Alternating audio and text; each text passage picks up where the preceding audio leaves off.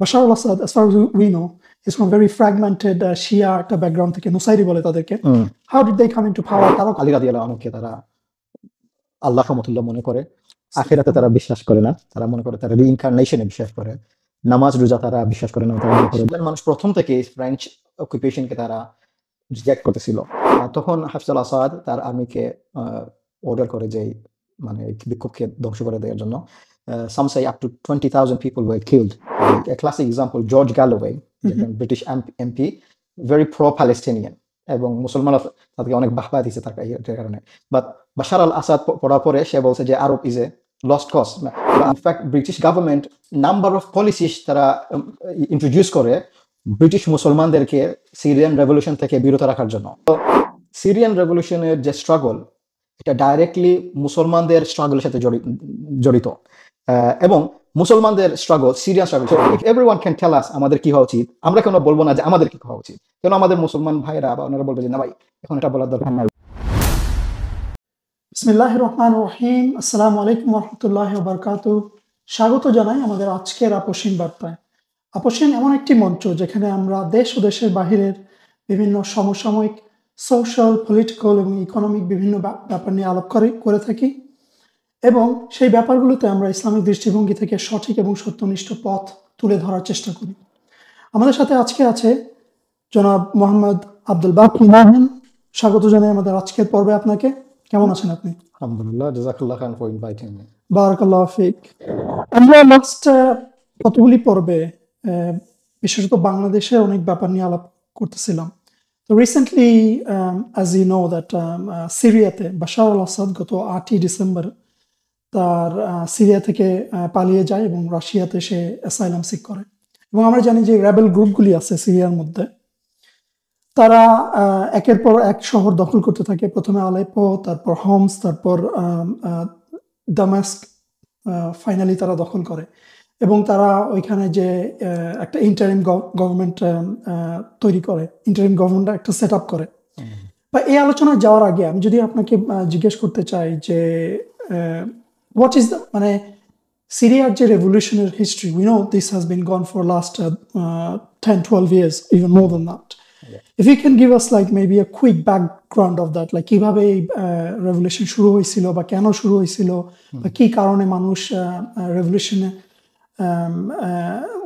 why did they start the whole revolution?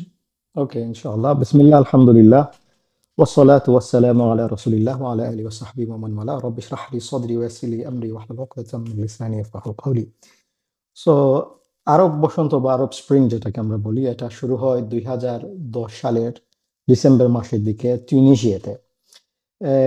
এই আরব spring যেটা ছিল, এটা ছিল একটা সিরিজ অফ রেভলিউশন, গণ আন্দোলন, যেটা শুরু হয় তিউনিসিয়াতে, বাট পার্শ্ববর্তী দেশ মধ্যপ্রাচ্য এবং উত্তর আফ্রিকার বিভিন্ন দেশের মধ্যে ছড়িয়ে পড়ে, এবং একের পরে এক ওই দেশগুলার স্বৈরাচারী শাসকদের পতন শুরু হয়। তো যেভাবে এটা শুরু হয় যে তিউনিসিয়ার একটি অঞ্চলে একজন তরুণ ফল বিক্রেতা, উনি ফল বিক্রি করতে গেছেন। ওনার কাছে একটা পারমিট, বিজনেস পারমিট না থাকার কারণে তখনকার যে তিউনিসিয়ার শাসক যিনি ছিলেন জাইনাল আবেদিন বিন আলী, ওনার পুলিশ বাহিনী ওই অসহায় দরিদ্র ফল বিক্রেতার ফল এবং তার কাঠ জব্দ করে নেয় এবং তাকে কিছু আর্থিক ফাইন করে। সো তার নাম ছিল Mohammed Bouazizi, if I remember correctly. So ওই ফল বিক্রেতা অসহায়ত্বের মধ্যে থেকে ফ্রাস্ট্রেটেড হয়ে সে এই জুলুমের প্রতিবাদ জানাতে গিয়ে নিজের গায়ে জনসম্মুখে আগুন ধরিয়ে দেয় এবং নিজের আত্মহত্যা করে বেসিকলি। সো যদিও এটা একজন মানুষের ব্যক্তিগত sort of reflection of frustration, এটা কিন্তু রেজোনেট করে পুরো তিউনিসিয়ার সব মানুষের মধ্যে। এইটার যে ঘটনা, এটার কারণে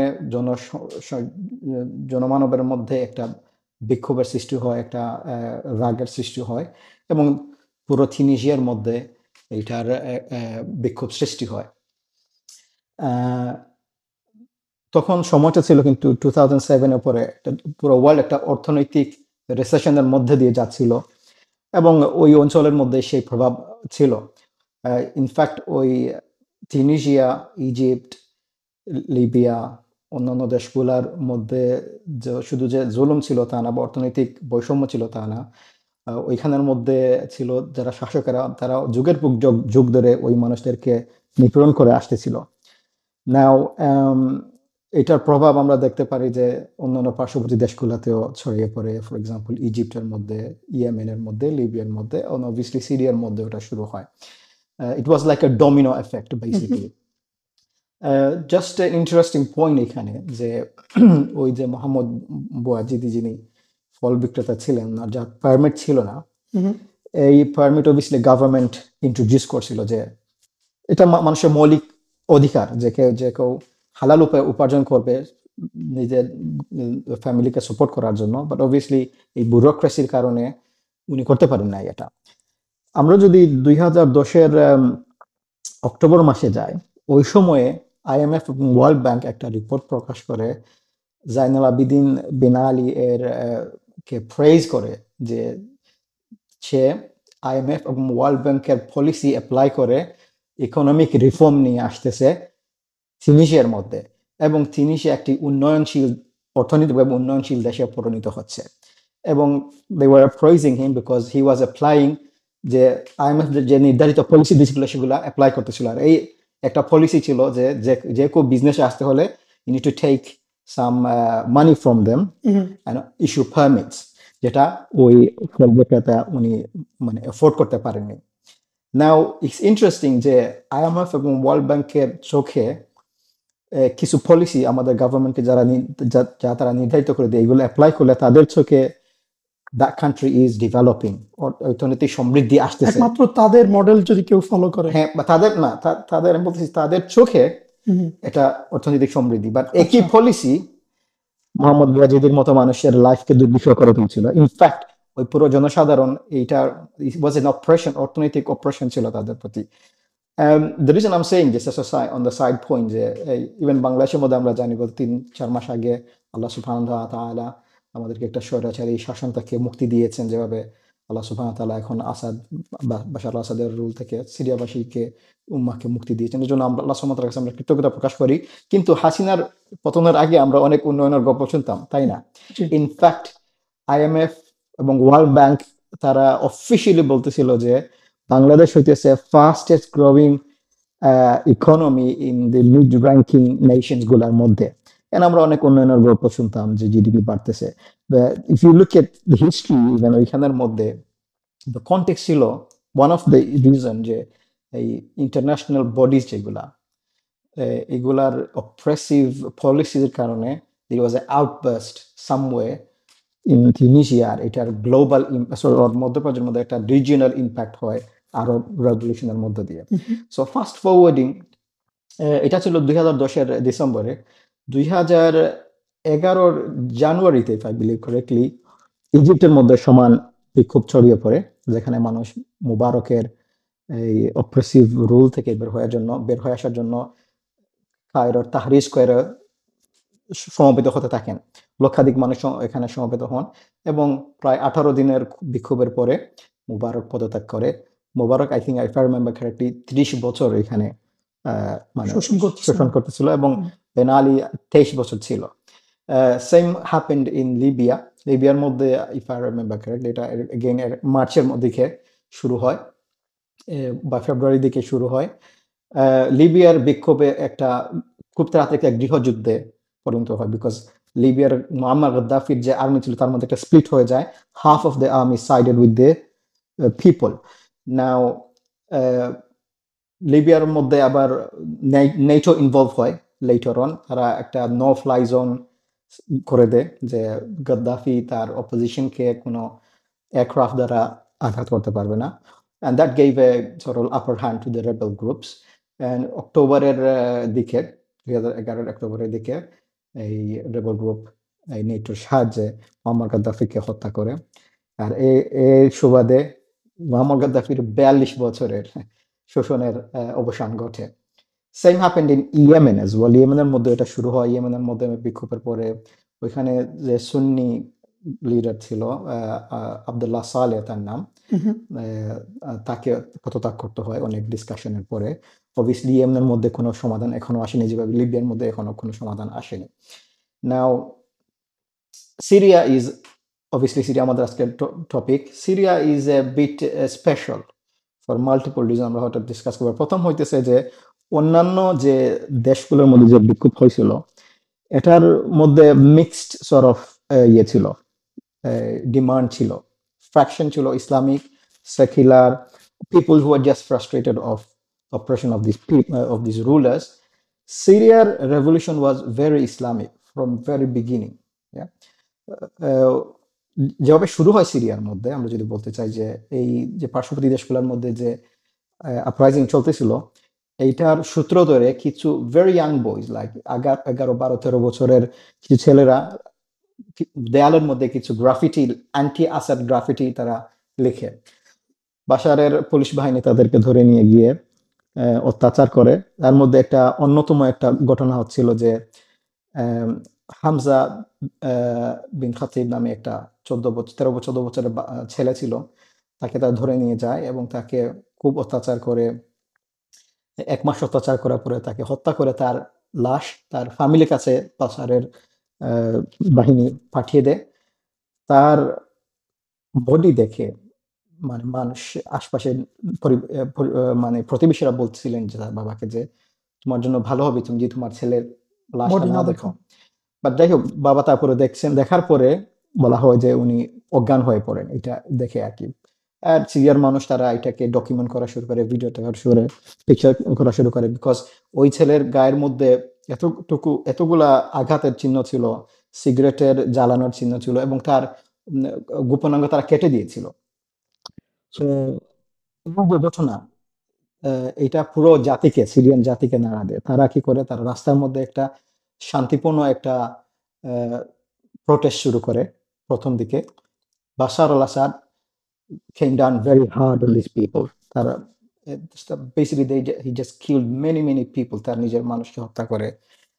and then again তার আর্মির মধ্যে একটা ফাটল দিলে, তারা যে অর্ডার দিচ্ছিল যে এই মানুষদেরকে ঘরে ফিরিয়ে দেওয়ার জন্য, half of the army sort of decided যে তারা সেই অর্ডার মানবে না। So there was a split again এই আর্মির মধ্যে, so যেটাকে আমরা ফ্রি সিরিয়ান আর্মি হিসেবে জানি। and then again there was a civil war সিরিয়ার মধ্যে আর কি। সো এইভাবেই sort of আরব বসন্তটা শুরু হয়। অবভিয়াসলি এটা শুরু হয়েছিল 2010-এর শেষ দিকে, 11-র মধ্যে দিয়ে অন্যান্য বাকি দেশগুলোর মধ্যে মোটামুটি একটা রেজাল্ট এসে রেজলিউশন চলে আসছিল, বাট সিরিয়ার মধ্যে কোনো রেজলিউশন আসে নাই। এটা কন্টিনিউ হয় obviously 13-14 বছর ধরে। and obviously now we have HTS যে তারা দামাস্কাস দখল করছে, আপনি যেটা বললেন, এবং বাশার আল আসাদের পতন হয়েছে। আপনি যেটা বললেন যে আপনার জাইনুল আবদিন বিন আলী উনি পাওয়ারে ছিলেন 23 বছর, হোসনি মোবারক এরকম 30 বছর মতো পাওয়ার ছিলেন। What's the background of this Asad family? তারা কিভাবে পাওয়ারে আসলো?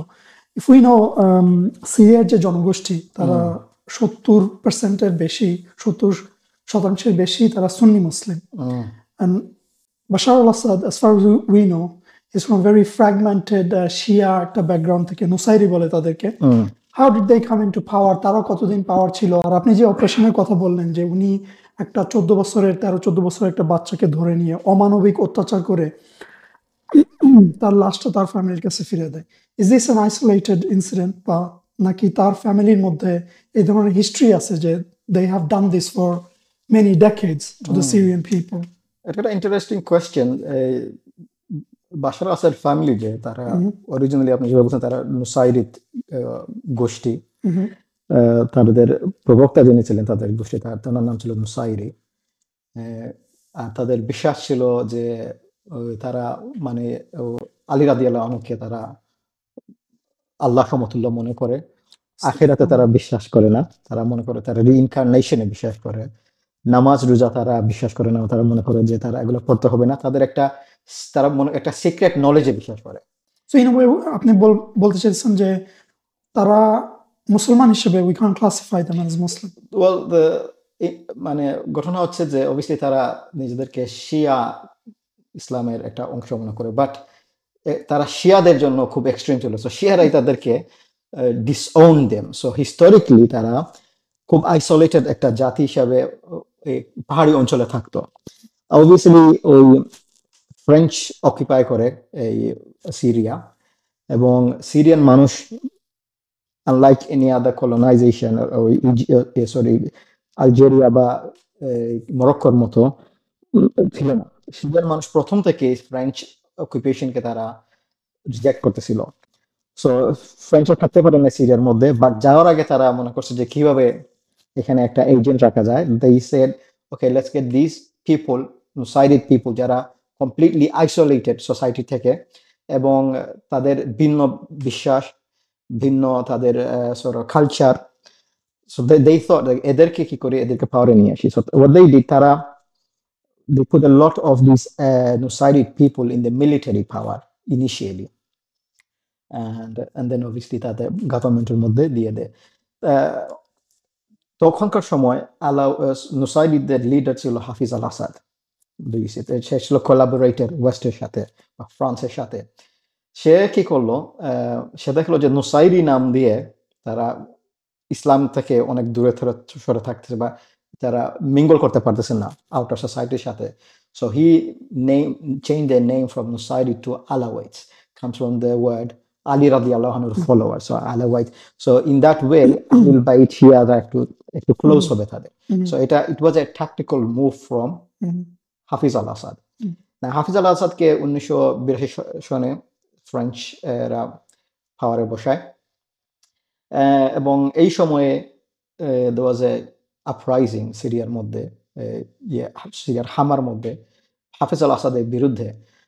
তখন হাফিজ আল আসাদ তার আর্মিকে অর্ডার করে যে মানে বিক্ষোভকে ধ্বংস করে দেওয়ার জন্য। Some say up to 20,000 people were killed ওই ইয়ার মধ্যে, ওই অ্যাগ্রেশনের মধ্যে আর কি। সো বোঝা যাচ্ছে যে দ্য হোল থিং এমন সেটআপটা এমন ছিল যে this is a pure colonial blueprint. এটা তারা মাইনরিটি থেকে কাউকে নিয়ে মেজরিটির উপরে রুলিং এর জন্য বসায় দেয়, যাতে তারা ওই কলোনিয়াল পাওয়ারের জন্য একটা এজেন্ট হিসেবে কাজ করে। এবং তারা এই ধরনের মানুষকে সিলেক্ট করে যে they can control the mass population আর কি, brutally, by brutal force, by killing, by mass killing, by any means আর কি। দিস ইজ ওই কলোনিয়ালিজমের লেগেসি হইতেছে, এটা স্ট্র্যাটেজি ছিল, এটা ব্রিটেন ফ্রান্সের স্ট্র্যাটেজি ছিল এটা, যে যখন তারা আর থাকতে পারেনি ওই মানে কলোনিয়া যে ল্যান্ডগুলো তারা কলোনাইজ করছিল, তখন বের হয়ে আসার সময় দে ফাউন্ড যে ওই ফ্রেঞ্চ গ্রুপ, আর এদেরকে তারা ভাবছে যে লেটস মেক এ ডিল, যে তোমরা বাকি সমাজের সাথে বাস করতে পারছো না, you feel threatened by them, so আমরা তোমাদেরকে এম্পাওয়ার করবো, তোমরা আমাদেরকে সার্ভ করবে। So they did the same thing with other countries, like for example এই ইরাকের মধ্যে যেটা শিয়া মেজরিটি দেশ, সেখানের মধ্যে সুন্নিদেরকে তারা পাওয়ারে দিয়েছিল। সাউদির মধ্যে typically Al Saud was very isolated, Ottoman খিলাফার সাথে তাদের দ্বন্দ্বের কারণে তাদেরকে অটোমান খিলাফা আইসোলেটেড করে রাখছিল, বা তাদেরকে নিয়ে সামনে নিয়ে এসে পুরো রাজ্যই, পুরো এই রিজিয়নটাই তাদেরকে দিয়ে এটা তাদের নামে একটা রাজ্য করে দিয়েছে। সো এটা কলোনিয়ালিস্টদের এটা ছিল স্ট্র্যাটেজি। বাট ইন্টারেস্টিং হয়তো আমরা আরো ডিসকাস করবো একটু, যখন আমেরিকা ওয়ার্ল্ড অর্ডারে আসে, ওয়ার্ল্ড অর্ডারের মধ্যে সক্রিয়ভাবে জড়িত হয়, they change this policy to something else. And this is not the same way America works, by the way. ওইটা ছিল ব্রিটিশের ব্রিটিশ বা ফ্রান্সের স্ট্র্যাটেজি, যে তারা রাখার আগে they leave one group of people loyal agents. এইভাবে তারা প্রত্যেকটা দেশে সেট আপ করে আসছিল। আমেরিকা যেটা করে যে তারা they want more of a solid block, internal stability, যে আমরা হয়তো পরে কথা বলতে পারবো। বাট ইয়েস, যে আলাউইদ যে group, because they don't see themselves part of the whole nation, তারা মনে করে যে it's us against them. So attacking this people, তাদেরকে অত্যাচার করা, হত্যা করা, there is nothing wrong with it, because তারা আমাদের মানুষ না, আমরা একই ধর্মে বিশ্বাস করি না, এবং আমাদেরকে তারা হিস্টোরিক্যালি আইসোলেটেড করে রেখেছে। So it's perfect to sort of keep that distance from them. জাযাকাল্লাহ খাইর ইলাবোরেটলি ডিসকাস করার জন্য ব্যাপারটা। মুভিং অ্যালং ফ্রম দিস, হয়তো পরবর্তীতে আমাদের আর কি অন দ্য কনটেক্সট অফ যে বাশার আল আসাদ পালায় যাওয়ার আগে suddenly within a week or two আমরা দেখতে পেলাম যে different rebel groups they united together এবং তারা খুব সক্রিয়ভাবে খুব অল্প সময়ের মধ্যে বাশার আল আসাদকে রিমুভ করতে সার্থক হয়, যেটা আমরা 2012 সালে বা 2015 সালে যেরকম আমরা দেখতে পাইনি। সো আমরা যদি এই ব্যাপারটা অ্যানালাইজ করি, একটু ডিপলি দেখার চেষ্টা করি, আপনার কি মনে হয় যে কারা এর পেছনে ছিল, কোন ধরনের ডাইরেক্টলি বা ইনডাইরেক্টলি, বা হু আর দিস রেবেল গ্রুপস, তাদের ব্যাকগ্রাউন্ড কি, তাদের অবজেক্টিভ কি ছিল এই এই রেভলিউশনের পেছনে, এই দিকে যদি আপনি একটু ইলাবোরেট করতে পারেন। তো अगेन এটা খুব একটা ভালো একটা প্রশ্ন, কারণ এই রিসেন্ট যে ডেভেলপমেন্ট নিয়ে অনেক থিওরি রয়েছে, অনেক কনফিউশন রয়েছে, অনেক ডাউট রয়েছে, অ্যান্ড রাইটফুলি সো। বাট এটাকে বুঝতে হলে আমাদেরকে ওই সিরিয়ান রেভলিউশনের ইতিহাস একটু বুঝতে হবে। প্রথমত আমরা জানি যে সিরিয়ার মধ্যে অনেকগুলা পার্টি ছিল, ইন্টারনাল এবং এক্সটার্নাল এবং ইন্টারন্যাশনাল।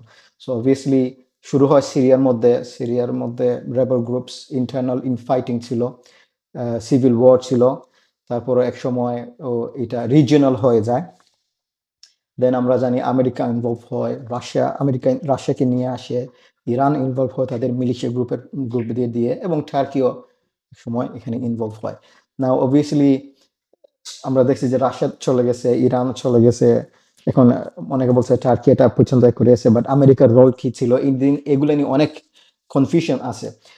এগুলো বুঝতে হলে again we need to go through a bit of history here, and the reason for this is কেউ যদি সিরিয়ান এই যে কারেন্ট ডেভেলপমেন্ট এটার উপরে যদি কেউ কোনো লেসন দিতে চায় বা কোনো ওপিনিয়ন দিতে চায়, ফার্স্ট অফ অল আমরা দেখতে হবে যে এই 13 বছরের যে স্ট্রাগল ছিল সিরিয়ানদের, এই 13 বছরের স্ট্রাগলের মধ্যে এই ব্যক্তিটা কোন জায়গায় ছিল, বুঝছেন না? So for example, classic example George Galloway, একজন British MP, very pro Palestinian, এবং মুসলমানরা তাদেরকে অনেক বাহবা দিছে তার কারণে। বাট বাশার আল আসাদ পড়ার পরে সে বলছে যে Arab is a lost cause, পুরো আরব জাতি একটা হারানো জাতি, মানে এদের দিয়ে কোনো আশা নাই। এবং সে বলছে যে আরবদের ব্যাপারে উনি আর কখনো মাথা কিছু করবেন না, অবভিয়াসলি উনি অন্য কোথাও ফোকাস করবেন ওনার লাইফের। বাট সে এটা দিয়ে যারা মুসলমানদেরকে বুঝাইতেছিল অ্যাকচুয়ালি। কথা হইতেছে যে আপনি জর্জ গলের মতো মানুষ এরকম অনেক আছে, তাদের কাছ থেকে সিরিয়া কি হইতেছে এইটার ব্যাপারে তাদের ন্যারেটিভ নেওয়া কি আপনার জন্য উচিত কিনা না। সে থ্রু আউট এই সিরিয়ান রেভলিউশনের মধ্যে সে আসাদের পক্ষে ছিল। বা যে কেউ এখন হঠাৎ করে একটু কিছু পড়াশোনা করে যদি বলে যে এটা হইতেছে সিরিয়ার মধ্যে বা সেটা, আমি যদি আরেকটা পয়েন্ট এখানে নিয়ে আসি, বিকজ আপনি যেটা বললেন যে এখানে অনেক ধরনের জল্পনা কল্পনা আছে, মানুষের অনেক ধরনের আইডিয়া বাউন্স অফ করতেছে। সাম পিপল দে থট, বলাই বাহুল্য যে আমরা জানি যে ফিলিস্তিনে গত 1 বছর যাবত কি হইতেছে, এবং আমরা আমাদের এই পডকাস্টেও ডিসকাশন করছি যে what is that axis of resistance, তারা কারা, তাদের অবজেক্টিভ কি। সো কিছু কিছু মানুষ ওভারঅল দ্য মুসলিম উম্মাহ হ্যাড আ মানে সফট একটা স্পট ছিল তাদের এই অ্যাক্সিস অফ রেজিস্ট্যান্সের উপরে। If I name a few movements, the likes of Hezbollah, the Houthis in Yemen, they showed some sort of resistance. তারা ইসরায়েলের সাথে কিছু ধাওয়া পাল্টা এই ধরনের মুভমেন্ট চলতেছিল গত 1 বছর যাবত। So people had some kind of softness towards them. তো তারা মনে করতেছে যে look, the Syrian revolution and the fall of Bashar al-Assad actually set that back a little bit. So just bringing this aspect, আপনার এই প্রশ্নের মধ্যে যে কি মনে করেন এই ব্যাপারটা নিয়ে, কিভাবে এটা খোলাসা করা যায়, কিভাবে এই সাসপেক্ট যে মানুষের বিভিন্ন ধারণাগুলি আছে এগুলিকে কিভাবে আর একটু ক্ল্যারিফাই করা যায়। সো আমি এটার উত্তর আগে দিয়ে দেই, তারপরে আমি একটু পিছনে যাব ওই সিরিয়ান রেভলিউশনের ইতিহাসের ব্যাপারে।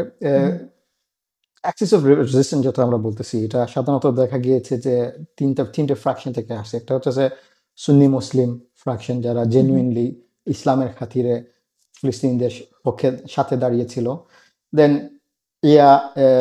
ইরান এবং শিয়া গোষ্ঠী, তারাও দাঁড়িয়েছিল, বাট লার্জলি ফ্রম তাদের ইরানিয়ান ন্যাশনালিস্টিক এবং শিয়া ডমিনেন্সের ভিত্তিতে তারা দাঁড়িয়েছিল এই এই এই ফিলিস্তিনের জন্য। এবং then you got non Muslim crowd, যারা মেইনলি লেফটিস্ট, বা তাদেরকে আমরা অ্যান্টি ইম্পেরিয়ালিস্ট বলে জানি, যে তাদের সমস্যা হইতেছে যে ইম্পেরিয়ালিস্ট গোষ্ঠী, যেটা হইতেছে current world order capitalism. So they are mainly coming from a socialist communist basis. আর আমরা জানি জর্জ গলের মতো মানুষ, তারা হইতেছে pro Russian, sort of softly pro Russian. So তাদের সমস্যা হইতেছে, তারা মনে করে যে অ্যান্টি ইম্পেরিয়ালিস্ট না হইলে your capitalist. That's how this people, this non Muslim leftist, তারা এই বিষয়টাকে দেখে। যদি আপনি তাদের সাথে না থাকেন, আপনি ওয়েস্টের সাথে, ওয়েস্ট বলতে ক্যাপিটালিস্ট ওয়েস্টের সাথে। They don't see a middle ground, they don't see যে ইসলামের একটা নিজস্ব একটা নীতি আছে, একটা ওপিনিয়ন আছে, একটা ভিউ আছে এই ব্যাপারে। শিয়াদের সাথে তাদের অনেক মিলে, because of Shia group unfortunately এই কলোনিয়ালিজমের স্ট্র্যাটেজির মধ্যে পড়েই they became a separate faction এখানের মধ্যে। যদিও ওই ক্যাপিটালিস্ট তাদেরকেও টেররিস্ট বলে আখ্যায়িত করে, তারাই কিন্তু টেররিস্টরা সিরিয়া নিয়ে নিতেছে বলে এই মুসলিম সুন্নি মুসলমানদেরকে বলতেছে। So just to put simply, যে এখানে ডিফারেন্ট পার্টি স্পেসিফিক ইন্টারেস্ট রয়েছে। অ্যান্টি ইম্পেরিয়ালিস্ট তারা ভাবতেছে যে এই এই আসাদের ফলের কারণে ইম্পেরিয়ালিস্টরা আরো শক্তিশালী হয়ে যাবে, বা ক্যাপিটালিস্ট ওয়ার্ল্ড অর্ডার আরো শক্তিশালী হয়ে যাবে। And this is the same interest of Iran. তারা ভাবতেছে যে এখানে সুন্নিরা আরো ডমিনেন্ট হয়ে যাবে, যেটা ইরানিয়ান ন্যাশনাল ইন্টারেস্টের এগেনস্টে যায়।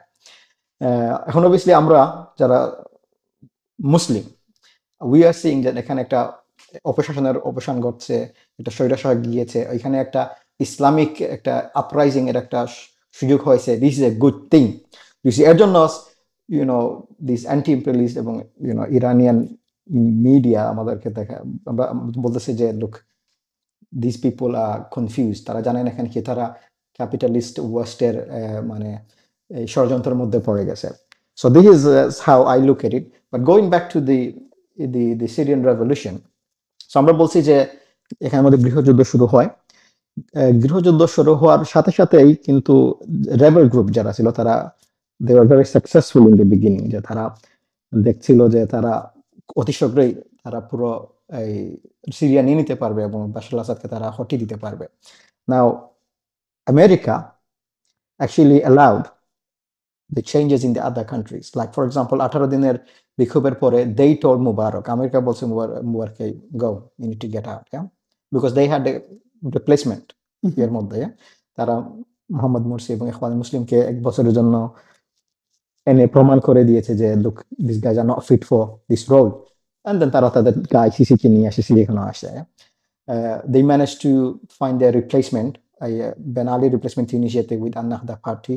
Ennahdaকে তারা কমপ্লিটলি সেকুলার বানায় দিয়েছে। গাদ্দাফি অবভিয়াসলি শেষের দিকে সে একটা শত্রু হয়ে গেছিল ইম্পেরিয়ালিস্টের পিছনে, because Gaddafi comes from the Baathism which is socialist movement. So গাদ্দাফিকে সরায় দেওয়া তাদের একটা ইন্টারেস্ট ছিল, সরায় দিয়েছে। and we know এখানে কোনো এখানের মধ্যে সলিউশন হয় নাই। ইয়েমেনের মধ্যে সেম থিং, এখনো কিছু হয় নাই। বাট ইয়েমেনের মধ্যে মেইনলি সৌদি আরবিয়াটাকে লুক আফটার করতেছে। অবভিয়াসলি ইরানের, আপনি হুতি বলছেন, তাদের মিলিশিয়া গ্রুপ এখানে আছে। বাট যেটা আমি বলছিলাম যে সিরিয়ার মধ্যে there was a big problem because in fact there is a quote from if I remember correctly, Kissinger, one of the presidents of America. সে 1979 এর দিকে I think say Israel, Egypt এবং সিরিয়া মানে ঘুরে এসে যখন ওই বাশার আল আসাদের ফ্যামিলিকে পাওয়ারে নিয়ে আসে, ঘুরে এসে বলছিল যে this Syrian people, they are different than the others because তাদেরকে সাফিসিয়েন্টলি কলোনাইজ করা হয় নাই। বলছে এদেরকে সাফিসিয়েন্টলি কলোনাইজ করা হয় নাই। এরা যে কোনো সময় এই এই যে কোনো অর্ডার তুমি রেখে আসো এখানে, they gonna break free from that. Do you see? So America তখন about 50 years আগে থেকে তারা জানতো যে Syrian people are different. Do you see? Now America immediately দেখতে পারে নাই যে বাশার আল আসাদ পড়ে গেল, ওইখানে তাদের who is going two B the man, তাদের রিপ্লেসমেন্ট কি হবে। সো তারা কি করছিল, তারা they tried যে একটা গ্রুপ তৈরি করার জন্য, যাদেরকে বলা হয়েছিল যে সিরিয়ান কোয়ালিশন। সো বেসিক্যালি কিছু সেকুলারিস্ট ফ্রম ডিফারেন্ট এথনিসিটিস, তারা বলছিল যে ওকে, আমরা এই রেবেল গ্রুপদেরকে রিপ্রেজেন্ট করি। বাট রেবেল গ্রুপ, বিকজ তারা মানে ফান্ডামেন্টালি খুব ইসলামিক, তারা দেখছে যে দিস পিপল, তারা তো they don't follow our ideology, তাদের বিশ্বাস আমাদের সাথে যায় না এবং তাদের অবজেক্টিভ আমাদের সাথে যায় না। সো তারা কখনোই তাদেরকে লিডারশিপ দেয় নাই, সো ওইটা কাজ করে নাই। Now this was a problem for America because America doesn't want a rise of a fundamentalist Islamist state in Syria. So what they had to do, they had to তারা কি করছে, they started funding and giving weapons to both sides. Do you see? In fact, তারা not just both sides, তারা কয়েকটা side সৃষ্টি করে। এখানে SDF নামে একটা গ্রুপ আছে, কার্ডিশ সেকুলার গ্রুপ, যেটা সেপারেটিস্ট গ্রুপ, তাদেরকে অস্ত্রশস্ত্র দেওয়া শুরু করে এবং রেবেলদেরকেও দিচ্ছিল, বাট ওইদিকে ওই বাশার আসাদকে দিতেছিল, যেন কোনো একটা ক্লিয়ার উইনার না আসে, আনটিল এখানে একটা ক্লিয়ার আমেরিকান এজেন্ট বা গ্রুপ তৈরি না হয়। যাই হোক, রেবেল গ্রুপ তারপরও they became quite successful। এই মধ্যে আইসিস নামক একটি অর্গানাইজেশন বের হয়ে আসে। সাপোজিটলি একটা ইসলামিক অর্গানাইজেশন, তারা নিজেদেরকে খিলাফত বলে দাবি করে। তারা দেখা গেল যে বাশার আল আসাদের বিরুদ্ধে যুদ্ধ করার চেয়ে তারা ইসলামিক রেবেল গ্রুপ যারা ছিল তখন, আহরার শাম এবং এটাকে বলতো আল-নুসরা ফ্রন্ট, তাদের সাথে দেখা গেল তারা অনেক যুদ্ধ করতেছে এবং ইসলামিক রেবেল গ্রুপগুলোকে তারা অনেক উপর হত্যাযজ্ঞ চালাইলো। সো ওইটা কিন্তু সিগনিফিকেন্টলি ওই সিরিয়াল রেবেলদেরকে উইক করে ফেলে। So this was a big blow, এই যে ইসলামিক যে রেভলিউশনের প্রতি আইসিসি যেটা করছে, they ruined the whole thing. But anyway, তারপরেও সিরিয়ানরা রেবেল গ্রুপ এটা রিকভার করে। 2014-এর দিকে তারা অলমোস্ট দামাস্কাস ঘেরাও করে ফেলে। বাশার আসাদ শুধু পড়ে গেছে পূর্বতে, ওই সময় তারা আমেরিকা আনফর্চুনেটলি এরদোগান টার্কিকে দিয়ে বলে যে okay, let's come to a bloodless transition. So যেটা এরদোগান বলছে যে, বা টার্কি হয়, এরদোগান বলছে যে আমরা একটা এই করি, একটা সমঝোতার মধ্যে আসি। Yes, you're going to get power, but let's do it without any bloodshed. So in the rebel group, they believed Erdogan and they held back. And in that time, America 2015-এর মধ্যে রাশিয়াকে ইনভলভ করে এখানের মধ্যে, যে obviously তারা directly বাশারকে support করতে পারতেছে না, because Bashar is clearly a genocidal oppressor. So রাশিয়াকে দিয়ে, obviously রাশিয়ার একটা ইমেজ অলরেডি আছে, is the bad guy, so তাকে দিয়ে আরেকটা ব্যাডকে সাপোর্ট করাইতেছে। সো ভাড়া করা গুন্ডা, হ্যাঁ, that's right. So Russia involve হয়, আর রাশিয়া তখন এয়ার স্ট্রাইক শুরু করে রেবেল গ্রুপদের উপরে। আর because Erdogan held back the rebel group, আর এটার উপর তাদের উপর বিশেষ করে রেবেল গ্রুপ আগায় নাই, আর এর মধ্যে রাশিয়া চলে আসে। This was again a big blow, and তখন থেকে বাশার আল Asad started gaining upper hand. In fact, ওই সময় আবার ইরান হিজবুল্লাহকে দিয়ে বাশার আল আসাদকে সাপোর্ট করা শুরু করে। All of these meant যে there would be no clear winner. এটা কার ফেভারে যায়? বাশার আল আসাদ আমেরিকার ফেভারে যায়, of course Bashar Al Asad, but আমেরিকার ফেভারে যায়, বিকজ আমেরিকা ডাজন্ট ওয়ান্ট কেউ টপে আসবে আনলেস তা আমেরিকার সাবসেভেন্ট ডিক্লেয়ার তারা অলরেডি করে দেয় আগে। সো দিস ওয়াজ 2015। নাও কেউ বলতে পারে যে রাশিয়া কেন আমেরিকার কথা এখানে আসবে? This could B a question. again, রাশিয়াকে আমেরিকা আইসোলেটেড করে ফেলছিল এই কোল্ড ওয়ারের পরে। সো একটা অফার যেখানে আমেরিকা বলছে যে come to world politics, and তোমার একটা মিলিটারি বেস থাকবে মধ্যপ্রাচ্যের মধ্যে, which is far from Russia. Russia would take this, look, is a way to get into the international politics and have a military base in Middle East. It's a good offer,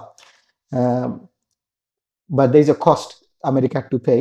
তারা বলছিল যে আমরা তখন নিয়ে নিয়েছিল Russia ওই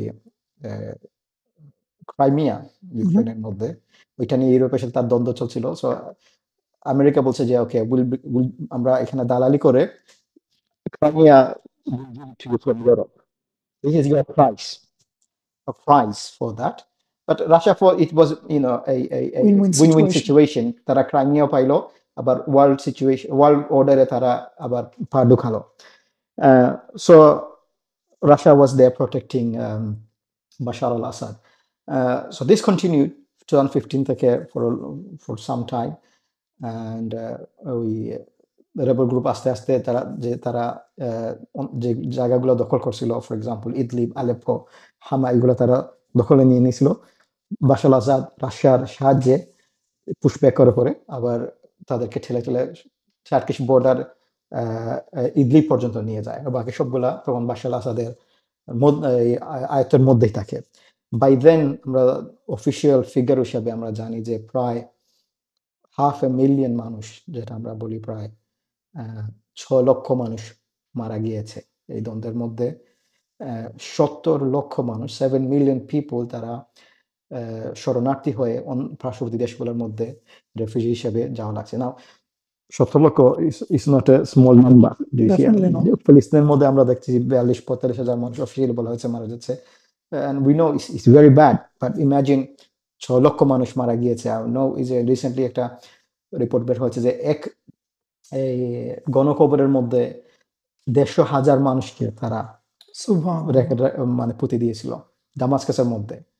You can see how brutal Bashar al-Assad was. অভ্যন্তরীণভাবে 60 লক্ষ মানুষ ডিসপ্লেস হয়ে গেছিল, তারা তাঁবুতে থাকতেছিল for these long 14 years. As you can see, more than half of the population of the country was made refugee, তারা শরণার্থী হিসেবে ছিল, এবং প্রায় 6 লক্ষ মানুষ প্রাণ যায় এখানের মধ্যে। Now fast forward to 2024, এরকমই চলতেছিল for a long time. 2024 we see Philistine happening, ওইখানে ইউক্রেন ওয়ার হইতেছে রাশিয়ার সাথে, ইসরায়েল, লেবানন এবং ইরানের সাথে দ্বন্দ্বে জড়িয়ে পড়ে। all this happening, and suddenly আমরা শুনলাম যে বাশার আল আসাদ কে হঠাৎ করে এই রেবেল গ্রুপরা উপরে ফেলেছে এবং বাশার আসাদের পতন করছে। ওটা আমরা ডিসকাস করতে পারবো যে কিভাবে হয়েছে, বাট এর আগে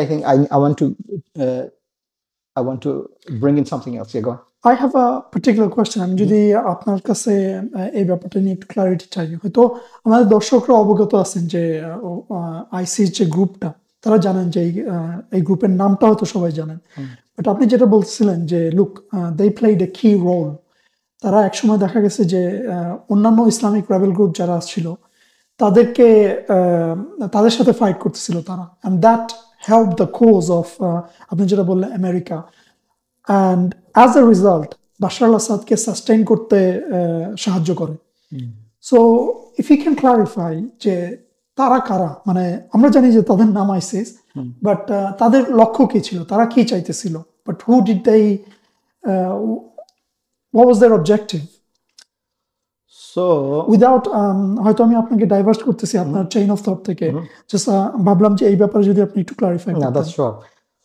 সো আইসিসের টপ লিডার যারা ছিল, তারা ওই ইরাক যুদ্ধের সময় ইরাকের মধ্যে আমেরিকানরা একটা প্রিজন তৈরি করে, এটার নাম I think, if I remember correctly, was called Camp বুকা।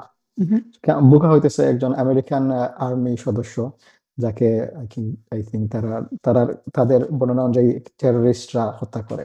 তো তার নামে একটা প্রিজন এখানে বানায়, সেখানে প্রায় 100,000 মানুষ পুরুষদেরকে তারা বন্দি করে রাখে। তারা ছিল ইরাকের এই সাদ্দামের মিলিটারি, তালিবান, আল কায়দার মেম্বার এবং অন্যান্য মানুষেরাও ছিল এখানে। নাও আবু বকর আল বাগদাদি যে হেড ছিল আইসিসের, সেও এখানে ছিল, বন্দি ছিল ওইখানে। আর ওইখানে থাকা অবস্থায় আর কি হচ্ছে, তার মেইন লিডার যাদেরকে নিয়ে সে আইসিস ফর্ম করে, তাদের সাথে তার দেখা হয়। দে প্ল্যান্ড এভরিথিং ওই বোখা ক্যাম্পের মধ্যেই, ক্যাম্প বোখার মধ্যেই। নাও ইটস ইন্টারেস্টিং যে ওই আবু বকর বাগদাদি, তার লাইফস্টাইল কিন্তু ইটস ভেরি ইন্টারেস্টিং যে সে খুব একটা সাধারণ পরিবার থেকে আসে, ইরাকের মধ্যেই তার বাগদাদ থেকে তার জন্ম এবং বড় হয়ে ওঠা।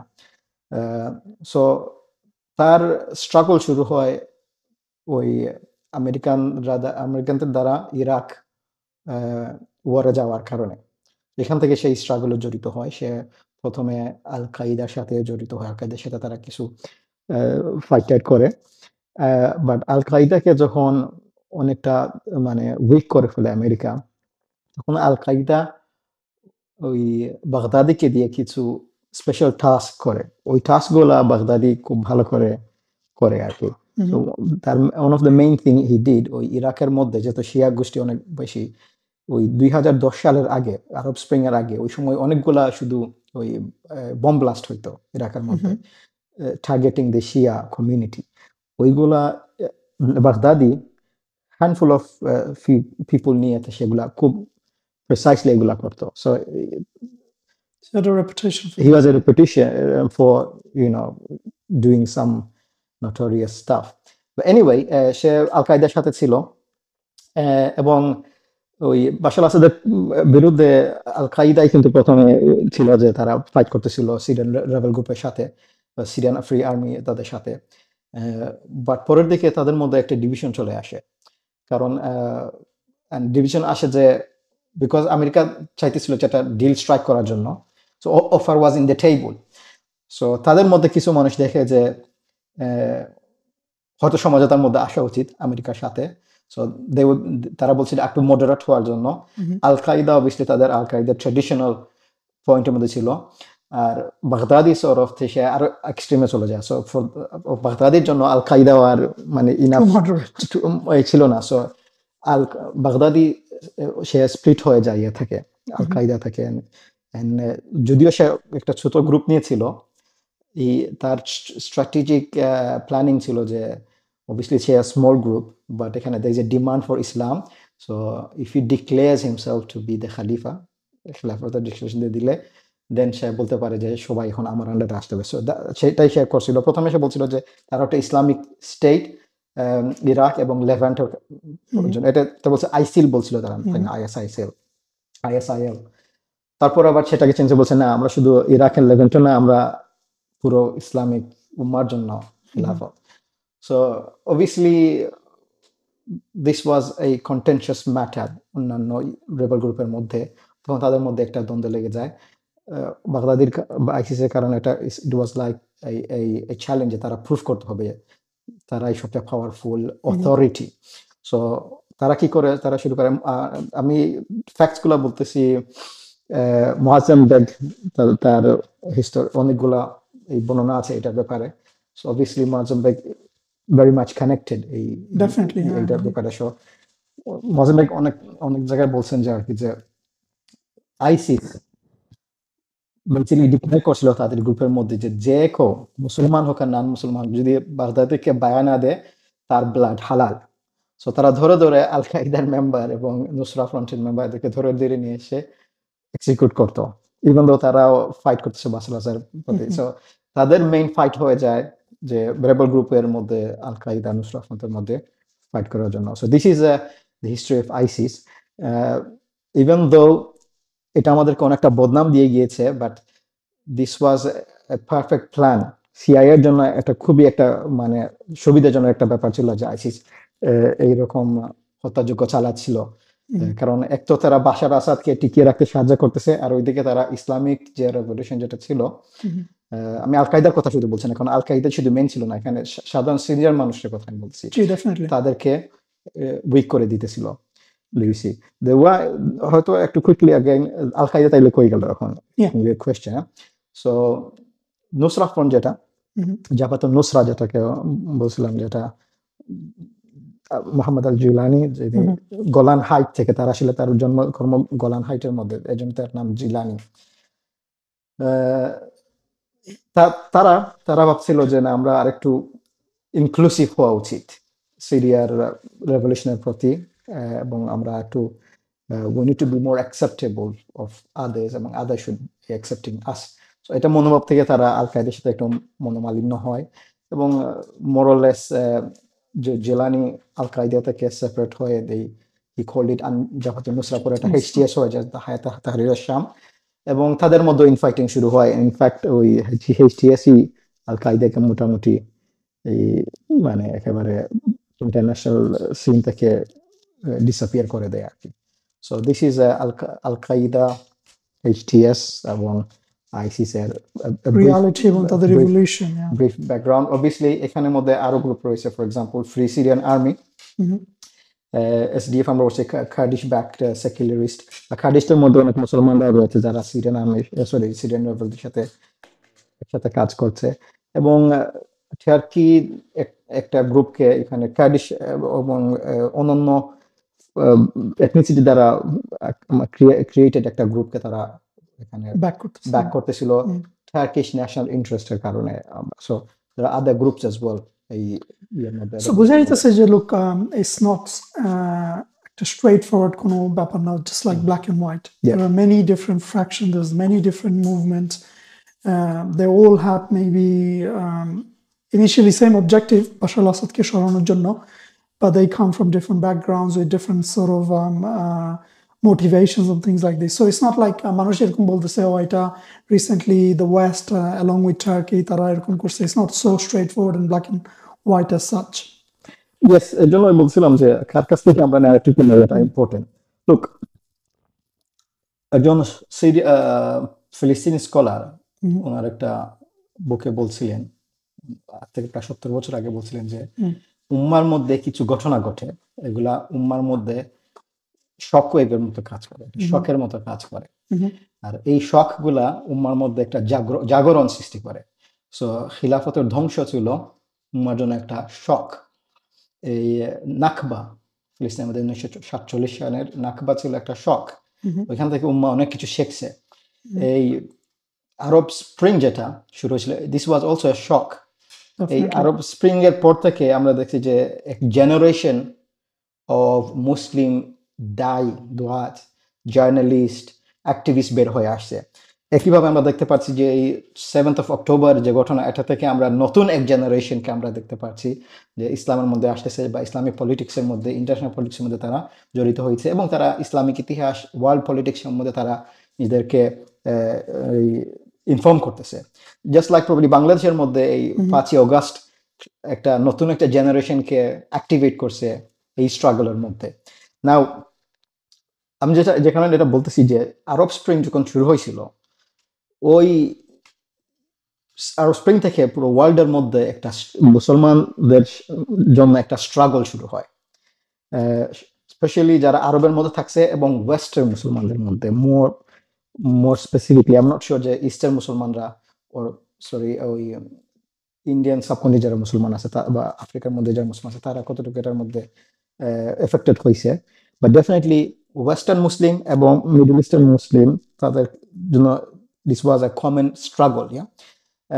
প্রথমত এই ইয়া থেকেই আমরা দেখছি যে এই রেভলিউশন থেকে বের হয়ে আসছে বিলাল আব্দুল কারিমের মতো মানুষেরা, টক শরীফের মতো মানুষেরা, দিল্লি হুসেইন, probably one of the finest international Muslim journalist, এই ইয়ে থেকেই বের হয়ে আসছে, আবার রেভলিউশন থেকে বের হয়ে আসছে। এবং this is A personal thing for a generation. I myself যখন আমি ইসলাম এবং ইসলামিক পলিটিক্স দাওয়াতের মধ্যে জড়িত হই, 2-3 বছরের মধ্যেই এই আরব স্প্রিং শুরু হয়। সো আমার মনে আছে যে আমরা অলমোস্ট প্রতিদিনই আমরা ওয়েস্টার্ন এম্বাসিড গুলোর মধ্যে আমরা ওয়েস্টার্নে যাইতাম, তখন ডেমনস্ট্রেশন করতাম আরব স্প্রিং এর ব্যাপারে। প্রতিদিন আমরা চোখ রাখতাম যে কি হচ্ছে এই দেশগুলোর মধ্যে। So it was, I mean, Hasina যখন পতন হয় অনেকে বিশ্বাস করতে পারেনি যে কিভাবে এটা হলো। আর হাসিনা ছিল 15 বছর, মুবারক ছিল 30 বছর পরে এরকম একটা পরিবর্তন আসতেছে, 42 বছর পরে লিবিয়াতে একটা পরিবর্তন আসতেছে, 23 বছর পরে তিনি সাথে প্রশ্নতে, এটা ইট ওয়াজ আ shock in a good way পুরো উম্মার জন্য। আমরা তখন ভাবছিলাম যে ঘুম থেকে উঠে জানি আর কি খবর শুনি। Every day was very exciting but very worrying as well at the same time. So মুসলমানরা অনেক ইনগেজ ছিল, যে কারণে আমি এটা বলতেছি যে মুসলমানরা এতই ইনগেজ ছিল যে পুরো ওয়েস্ট এটার ব্যাপারে আতঙ্কের মধ্যে ছিল। ইনফ্যাক্ট ব্রিটিশ গভর্নমেন্ট, আমি শুধু ব্রিটেনের কথা বলছি যেহেতু আমরা ব্রিটেনের মধ্যে আছি, in fact British government number of policies তারা ইন্ট্রোডিউস করে ব্রিটিশ মুসলমানদেরকে সিরিয়ান রেভলিউশন থেকে বিরত রাখার জন্য। Do you see? In fact British Syrian রেফিউজিদেরকে চ্যারিটি দিলেও এটা থেকে বলতে তারা একটা টেরোরিজমের আন্ডারে আসতে পারে। চ্যানেল প্রোগ্রাম, তারপরে প্রিভেন্ট প্রোগ্রাম, শিডিউল 7, এগুলা কিসের জন্য আসছে? যে on the back of supporting Syrian revolution. Do you see? Yeah? They started criminalizing Muslims activism, Islamic activism. Yeah? মোজাম্বিককে তারা 9 বছরের জন্য কারাবন্দী করতে গিয়েছিল শুধুমাত্র সে একটা জেনারেটর দিয়েছিল ওইখানে একজন চ্যারিটি অর্গানাইজারের কাছে। We also know তৌকি শরীফ, তারপর তৌকি ডক্টর শরীফ। শাহজুল, তাদের ব্রিটিশ সিটিজেনশিপ রিভোক করা হয়েছিল। Of course. সো সিরিয়ান রেভলিউশনের যে স্ট্রাগল, এটা ডাইরেক্টলি মুসলমানদের স্ট্রাগলের সাথে জড়িত এবং মুসলমানদের স্ট্রাগল সিরিয়ান স্ট্রাগলের সাথে জড়িত। কিভাবে? কারণ মুসলমানরা মনে করে যে সিরিয়ান রেভলিউশন থেকে ইসলামিক একটা ফায়দা হবে, মুসলমানদের উম্মাহকে নিয়ে একটা ফায়দা হবে। এই ঘটনা, এই যে আশা, এটা কিন্তু ওয়েস্ট খুবই ক্লোজলি জানে। So some people sort of change the direction of their life. Do you see? Yeah. So I'm sure আপনি ওই সময় ইসলামিক দাওয়া এবং Definitely, definitely, yeah. this was sort of like a fuel to the Islamic activism for a generation of people. Do you see? Yeah. So যারা এটার মধ্যে obviously আমাদের তো রোল অনেকটাই কম এখানে, যারা সিরিয়াতে কাজ করছে ছিল এখানে অ্যাক্টিভলি করছে, obviously তাদের সব ক্রেডিট। বাট যারা ইন্টারন্যাশনালি মুসলমানরা যারা এটার পিছনে ছিল, সাপোর্ট দিয়েছে, উই নিড টু সি তারা কি বলে, এই কারেন্ট যে ঘটনাগুলো ঘটেছে বা রিসেন্ট ঘটনাগুলো তারা কি বলছে। আমরা we need to listen to যে বিলাল আব্দুল করিম কি বলছেন এই ব্যাপারে, উই নিড টু লিসেন যে মোয়াজ্জেম এখানে কি বলতেছেন, তৌকি শরীফ এখানে কি বলতেছেন, as opposed to George Galloway কি বলতেছে, বা অ্যান্টি এম্পেরিয়ালিস্ট কি বলতেছে, বা ওয়েস্ট কি বলছে, বিবিসি কি বলতেছে, বা ইসরায়েল কি বলতেছে। ইসরায়েল যদি বলে হ্যাঁ না আমরা এটা করাইছি, জাস্ট বিকজ ইসরায়েল বলছে আমরা তো তাকে মেনে নিতে পারি না। Interesting point. দেখেন না, আপনার বাশার আল আসাদ যতদিন ছিল, ইসরায়েল কিন্তু গোলান হাইটকে ক্লেম করছে, কিন্তু সিরিয়ার ভিতরে কোনো ধরনের আক্রমণ চালায় নাই, কোনো ধরনের অ্যাটাক করে নাই, কোনো ধরনের অ্যাক্টিভিটি ছিল না। অ্যাজ সুন এজ বাশার আল আসাদ যখন ফল করছে, তারপরের দিন থেকে তারা গণহারে অ্যাটাক করা শুরু করছে, specially targeting military bases, army equipment, এইসব ইয়ার মধ্যে। ইনফ্যাক্ট তাদের পাসপোর্ট অফিসে they attacked as well, because there are some speculation, যেটা বিলাল আব্দুল করিম বলছেন যে there might be some documentation ওখানে আছে যে in 2015 and throughout the Syrian revolution, Israel was helping Bashar al-Assad. So it's not like a very straightforward thing. But one thing আমি definitely বলতে পারি যে this is এমন একটা ইভেন্ট যেটা আমাদের পুরো মুসলিম উম্মার রিজয়েস করার মতো। We have to celebrate this. We have to be happy about this, because Rasulullah sallallahu alaihi wasallam বলছেন যে people of Asham was just the best people. Of course. Yeah. That's another reason. আপনি যে বলছেন রাসূলুল্লাহ সাল্লাল্লাহু আলাইহি ওয়াসাল্লাম বিভিন্ন authentic হাদিসে বলছেন, and in fact যে রাসূলুল্লাহ সাল্লাল্লাহু আলাইহি ওয়াসাল্লাম এই কথাগুলো বলছেন, it's very interesting. মানে বলছেন যে আল্লাহুম্মা বারিক লানা ফি শামিনা ওয়া ফি ইয়ামানিনা। উনি বলছেন যে আল্লাহ আমাদের শামের মধ্যে, আমাদের ইয়েমেনের মধ্যে বারাকা দাও। আর রাসূল সাল্লাল্লাহু আলাইহি ওয়াসাল্লাম এমন এক সময় দোয়া করেছেন যখন শাম কিন্তু মুসলমানদের আন্ডারে ছিল না, সো তখনই উনি বলছেন যে শামিনা, এটা আমাদের শাম। উনি বলছেন যে যদি শামের মানুষ যদি করাপ্ট হয়ে যায়, তাহলে তোমাদের মধ্যে লা খাইরা ফিকুম, তোমাদের মধ্যে কোনো ভালো থাকবে না। আর কারা এটা উনি কাকে বলছেন? উনি সাহাবাদেরকে বলতেছিলেন। So it is going to the আকীদা, শামের মানুষেরা, শামের ব্যাপার, বাট অলসো এই শামের মানুষেরা মুসলমান উম্মাহকে অনেকটা ইসলামের দিকে ধাবিত করছে। যেভাবে ফিলিস্তিনের স্ট্রাগল এক জেনারেশনকে এখন উম্মাহ এবং ইসলামের দিকে কানেক্টেড করছে। So we need to be with the উম্মাহ, এবং যারা উম্মার এবং ইসলামের জন্য স্ট্রাগল করছে, যারা ট্রাস্টওয়ার্দি, যারা সিনসিয়ার, পলিটিক্যাল পার্টি যারা কন্টিনিউসলি এগুলা অ্যাড্রেস করে গেছে, এগুলা মানুষদেরকে জাগ্রত রাখতে চেষ্টা করছে এবং স্যাক্রিফাইস করছে ইসলাম এবং মুসলমান যেন এইরকম পলিটিশিয়ান এবং পলিটিক্যাল পার্টি, তাদের বয়ান আমরা শুনতে হবে, তাদের ন্যারেটিভ শুনতে হবে, তাদের কাছ থেকে বুঝতে হবে যে আসলে এখানে ঘটনা কি ঘটছে।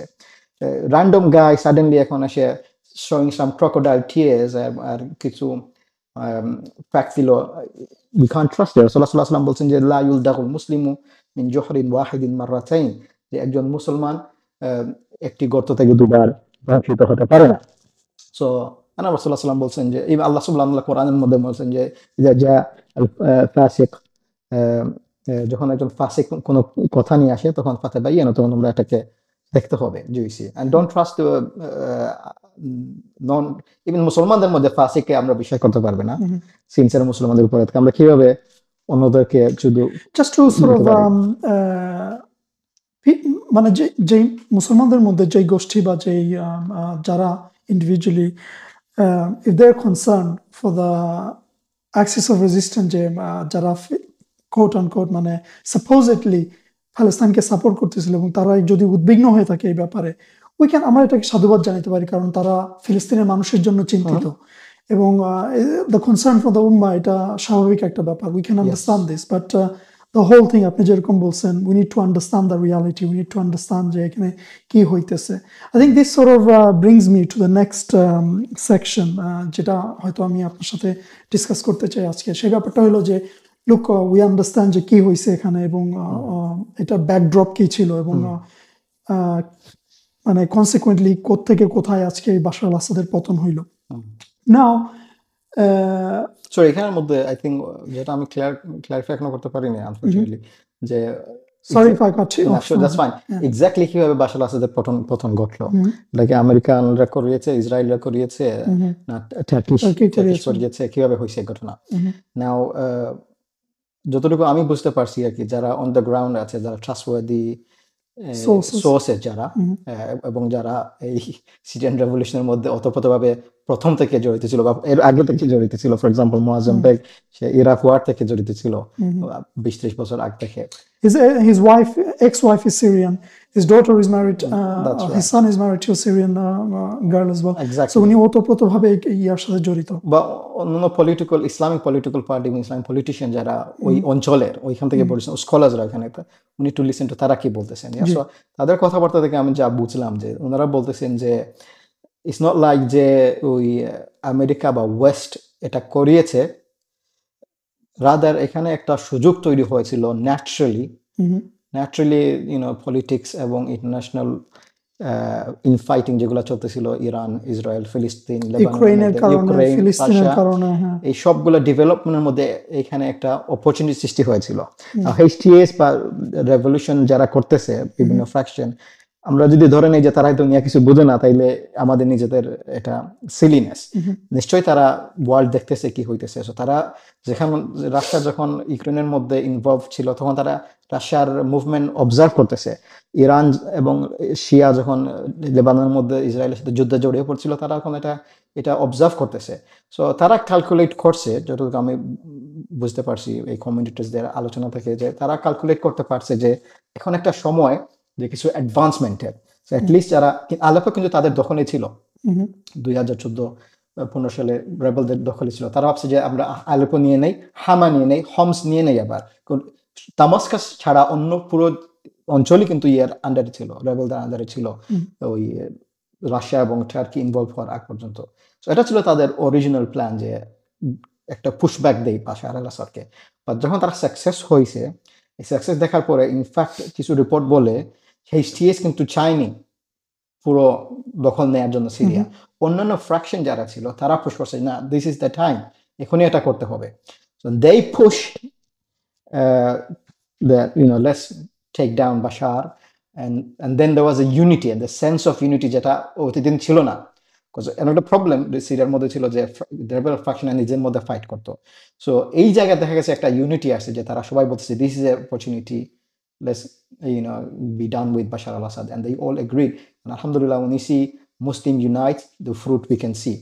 Now Russia, we know, was very weak, was probably drained in Ukraine. So, and then Bashar al-Assad is a guy very unpopular and quite ineffective as well. In fact, আমি একটা ডকুমেন্টারি দেখতেছিলাম যে ওই যখন মুজাহিদিনরা ঢুকতেছিল অন্যান্য সিটির মধ্যে, ইভেন দামাস্কাসের মধ্যে, সিরিয়ান আর্মি যেটা ন্যাশনাল আর্মি, বাশার আল আসাদের আর্মি, তারা they didn't put a fight up.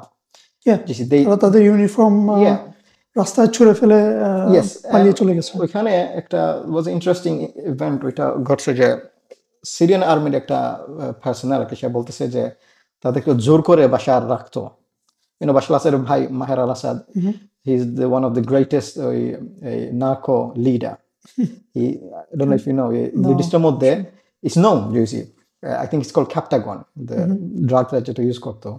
এভাবেই তারা ফান্ড করতো তাদের মিলিটারি, বাট মিলিটারিদেরকে ওই মিলিটারি বলতেছিল যে তাদের মাসিক আয় ছিল $40 মাত্র, লাইক 4,000 টাকা বাংলাদেশের Barely টাকা। anything. Yeah. আর তাদেরকে 2-3 দিনে খাবার দেওয়া হয়তো বার্গার বুট ছিল যেটা গমের মতো, আর জোর করে তাদেরকে ঠান্ডার মধ্যে। সো দিস ওয়াজ এইভাবে বাশার আল আসাদ তার নিজের আর্মিকে ট্রিট করতেছিল, যারা তাকে ধরে রাখতেছিল। সো রাশিয়া দেখছে যে এই দিস গাই, তার নিজের মানুষের মধ্যে কোনো নাই, সাপোর্ট নাই, আর্মি সাপোর্ট নাই, ইজ ইউজলেস, তাদের অন্যদিকে ফোকাস করা দরকার। So obviously Russia left, Iran lost their Hezbollah militia, লেবাননের মধ্যে top head all were killed by Israel, obviously unfortunately. So this was a opportunity, yeah. Now obviously HTS gone to power. HTS এখন অনেক বিবৃতি দিতেছে যে তারা কি চায়, কিভাবে চায়, কিভাবে করবে। ইন্টারন্যাশনাল অর্গানাইজেশন, ইন্টারন্যাশনাল বডিদের সাথে তারা খোলামেলা কথা বলতেছে, ওয়েস্টের সাথে কথা বলতেছে। এখন এটা কেন হচ্ছে, কিভাবে হইতেছে, এটা অবভিয়াসলি আমরা ডিসকাস করতে পারি, বাট এতটুকু আমরা বলতে পারি যে সিরিয়ান মানুষেরা যে অত্যাচার এবং জুলুমের মধ্যে দিয়ে গিয়েছে এবং যে ত্যাগ তারা স্বীকার করছে এই ইয়ের মধ্যে, এটা যে কারো বলার জন্য, কারো কথার জন্য তারা গিয়ে বাশার আল আসাদকে হটিয়েছে, this is just funny. Sorry, we had a bit of a technical issue. Just going back to the point, আপনি বলতেছিলেন যে এখানে কোনো একটা স্পেসিফিক পাওয়ার বা কোনো একটা স্পেসিফিক মুভমেন্ট বা কেউ কোনো একটা সিঙ্গেল প্লেয়ার এখানে প্রোঅ্যাক্টিভলি বাশার আল আসাদকে রিমুভ করে নেয়। যদি আপনি এইটা কন্টিনিউ করেন এই ডিসকাশনটা। সো এটা বলতেছিলাম যে এই যখন আমরা শুনি যে একটা প্লেয়ার পুরো sort of সিরিয়াল রেভলিউশনের একটা কনক্লুশন নিয়ে আসছে, বাশার আল আসাদের পতন ঘটাইছে, তারা একটা উদ্দেশ্য বলতেছে। যদি আমেরিকাটা বলে থাকে আমেরিকার একটা উদ্দেশ্য বলতেছে, তখন হয়তো তারা বলতেছে যে আমরাই ঘটাইছি, এখন আমাদের একটা এখানে একটা কন্ট্রিবিউশন ছিল, তাইলে আমরা এখান থেকে কিছু নিতে হবে। টার্কি করলে টার্কির একটা ন্যাশনাল ইন্টারেস্ট রয়েছে। ইসরায়েল বললে, ইসরায়েল ইনফ্যাক্ট প্রথমে তাদের একটা আই থিঙ্ক বলছিল, পলিটিশিয়ান বলছিল যে তারা করছে because they have something to gain from it. Do you see? Now, we believe that no, it's a purely Islamic movement, এবং ইসলাম এবং সিরিয়ার মুসলমানরা এটা তাদের স্ট্রাগলের মধ্যে দিয়ে প্রবলেম নিয়ে আসছে, এবং তাদের সেলফ ডিটারমিনেশন আমরা দেখতে হবে, তারা কি চায় এটা আমরা দেখতে হবে। আর জাস্ট বিলিভিং যে মুসলমানদের স্ট্রাগল শুধু ওই বাইরে থেকেই শুধু কন্ট্রোল করা হয়, দিস ইজ নট রাইট। এটা হইলে আমেরিকার 13-14 বছর লাগতো না রিপ্লেসমেন্ট করছে। আমেরিকার কোনো পার্টিকুলার কোনো ফ্রেম নেই এর সাথে, এইচটিএস এর সাথে বা ইসলামিক ফ্র্যাকশনের সাথে। হঠাৎ করে তাদের যে এরকম মায়া জেগে উঠলো এসটির সাথে, ডেফিনেটলি। এবং বলাই বাহুল্য যে আমেরিকান যে ইম্পেরিয়ালিজম, তাদের এমন কোনো এখন ইটস অন ডিক্লাইন, তাদের পাওয়ার নাই যে তারা হঠাৎ করে বলল আর একটা দেশের এরকম একটা ডিক্টেটরিয়াল পাওয়ার সাডেনলি রিমুভ হয়ে গেল। They necessarily the CIA or the likes the American imperialism does not hold that power এর মধ্যে। এটা যদি এরকম কেস হইতো, then they could have moved on they could have resolved the Ukraine issue so easily. So that's not the reality. আমরা যেটা বুঝতে পারি। হয়তো এই পুরো ঘটনা হয়তো আমেরিকার কারেন্ট প্ল্যানের সাথে যায়, এটা হইতে পারে যে রাশিয়াকে তারা কোনো একটা কারণে একটা কম্প্রোমাইজের মধ্যে এই মধ্যপ্রাচ্যে নিয়ে আসতে হয়েছিল তাদেরকে, এবং রাশিয়া নিজেই চলে গেছে, এটা হয়তো তাদের ইন্টারেস্টের মধ্যে পড়তে পারে। ইসরায়েলের ইন্টারেস্ট এটা পড়তে পারে যে হিজবুল্লাহ এবং ইরানের যে লিঙ্ক ছিল, ফিজিক্যাল লিঙ্ক, এটা কাট অফ হয়ে গেছে এখন বাশার আল আসাদ পড়ার সাথে। সো এগুলো হয়তো তাদের ইন্টারেস্টের সাথে শুধু তাদের ইন্টারেস্টের সাথে মিলে গেলেই যে তারাই করিয়েছে, this is not how we understand politics এবং international politics, politics. Definitely. So, naturally moving on from this discussion, next যে ব্যাপারটা নিয়ে আপনার সাথে আলাপ করতেছিলাম, obviously আমরা বুঝতে পারতেছি যে this is a big thing that happened in Middle Eastern politics এর মধ্যে or the regional politics এর মধ্যে. Syria is a big thing. It connects a lot of different aspects, lot of different geography, and strategically as well, is being so close to Israel, so close to Iraq, and so close to Turkey, bordering with all of this country. এখানে this is a big thing যেটা হয়েছে। So আপনি কি মনে করেন যে এই ঘটনার মাধ্যমে রিজিওনাল পলিটিক্স এর মধ্যে কি ধরনের ইম্প্যাক্ট আসতে পারে? Another thing I want to add to this, Bashar al-Assad is gone, but there are many অনেক tyrant, they are still out there. Sisi is still there. The bin Salman family is still there. The bin Zayeds are there. What are they thinking? What kind of impact this can have মুসলমান উম্মার মধ্যে, যে আমরা চাইলেই কি এই ধরনের টাইরেন্ট গুলোকে রিমুভ করতে পারি কিনা? আমি হয়তো দ্বিতীয় প্রশ্নের আগে চলে আসি যে বাকি ডিক্টেটরগুলো কি চিন্তা করছে। অবভিয়াসলি যখন আরব বসন্ত শুরু হয় আমরা দেখছি একটা ডোমিনো এফেক্ট, একটার পর একটা স্বৈরাচারের পতন হচ্ছিল। তখন আমরা দেখছি যে সৌদি আরবের মতো দেশের মধ্যে ফ্যামিলি তারা নিজেদের জনগণকে মানে একটা হিসাব ছাড়া অঙ্কের অর্থ দিতেছিল। তারা এই ডিভিডেন্ডস তারা যেন এই বিপ্লবের মধ্যে সংযুক্ত না হয়। বাশার আসাদ পতনের পরে যে রিপোর্ট, আপনি এটা দেখছেন কিনা না, আপনার সিসি, ইজিপ্টের সিসি একটা সংবাদ সম্মেলন করে এবং সংবাদ সম্মেলন করার পরে সে বলে যে আমার হাতে জনগণের রক্ত নাই, আর আমি মানুষের ধন দৌলত আমি নাই। You can see because শুরুর মনে পুলিশ আমরা জানি হাসিনার পতন ঘটছে আগস্টে, সাথে সাথে বাশার আসাদের পতন ঘটছে, বাকি সবগুলা টনক নড়তেছে। And this is what we can see, যখন উম্মার একটা ডাইরেকশনের মধ্যে তারা স্থির থাকে এবং ইউনিটি থাকে, আল্লাহ সুবহানাহু ওয়া তাআলা ইভেন্চুয়ালি বারাকা দেন। আমরা দোয়া করি যে আল্লাহ সুবহানাহু ওয়া তাআলা যেন সবগুলা স্বৈরাচারকে একের পর এক সরিয়ে দেন এবং ইসলামের ঝান্ডা নিচ করে একতা এনে দেন। Going back to regional impact কি হবে, এটা বুঝতে গেলে I think we need to understand যে world order কে চালায় হচ্ছে আমেরিকা। আমরা আগে বলতেছিলাম যে কলোনিয়ালিস্ট ব্রিটেন এবং ফ্রান্সের একটা স্ট্র্যাটেজি ছিল যে কলোনাইজ ল্যান্ডগুলোকে কিভাবে তারা কন্ট্রোলের মধ্যে রাখবে, এবং তাদের জেনারেল স্ট্র্যাটেজি ছিল যে ওইখানে একটা তাদের লয়াল একটা ডিক্টেটর থাকবে, একটা এজেন্ট থাকবে, আর এই এজেন্ট একটা মানে একটা গুন্ডার মতো বাকি সবাইকে অত্যাচার করবে এবং কলোনিয়ালিস্টদেরকে ওই দেশের মধ্যে যা ভালো জিনিস সেগুলা যারা লুটপাট করে ওইখানের মধ্যে পাঠিয়ে দেবে, কলোনাইজারের ক্যাপিটালে পাঠাবে, আর এই থেকে একটা লভ্যাংশ তারা পাবে, কলোনাইজার দেবে। This was British strategy. Now America World War 2 এর পরে যখন সে বিশ্ব রাজনীতিতে ঢুকে, দুইটা প্রবলেম। একটা হইতেছে যে আমেরিকা ফ্রান্স আগের যে কলোনাইজার্স তাদের ইনফ্লুয়েন্স মুক্ত যদি না করতে পারে এই মধ্যপ্রাচ্যের দেশগুলা বা অন্যান্য আফ্রিকা, ল্যাটিন আমেরিকা এই জায়গাগুলোর মধ্যে, তাইলে না হইলে মানে একটা ফুল একটা ইনফ্লুয়েন্স তারা বিস্তার করতে পারবে না এই অঞ্চলগুলোর মধ্যে।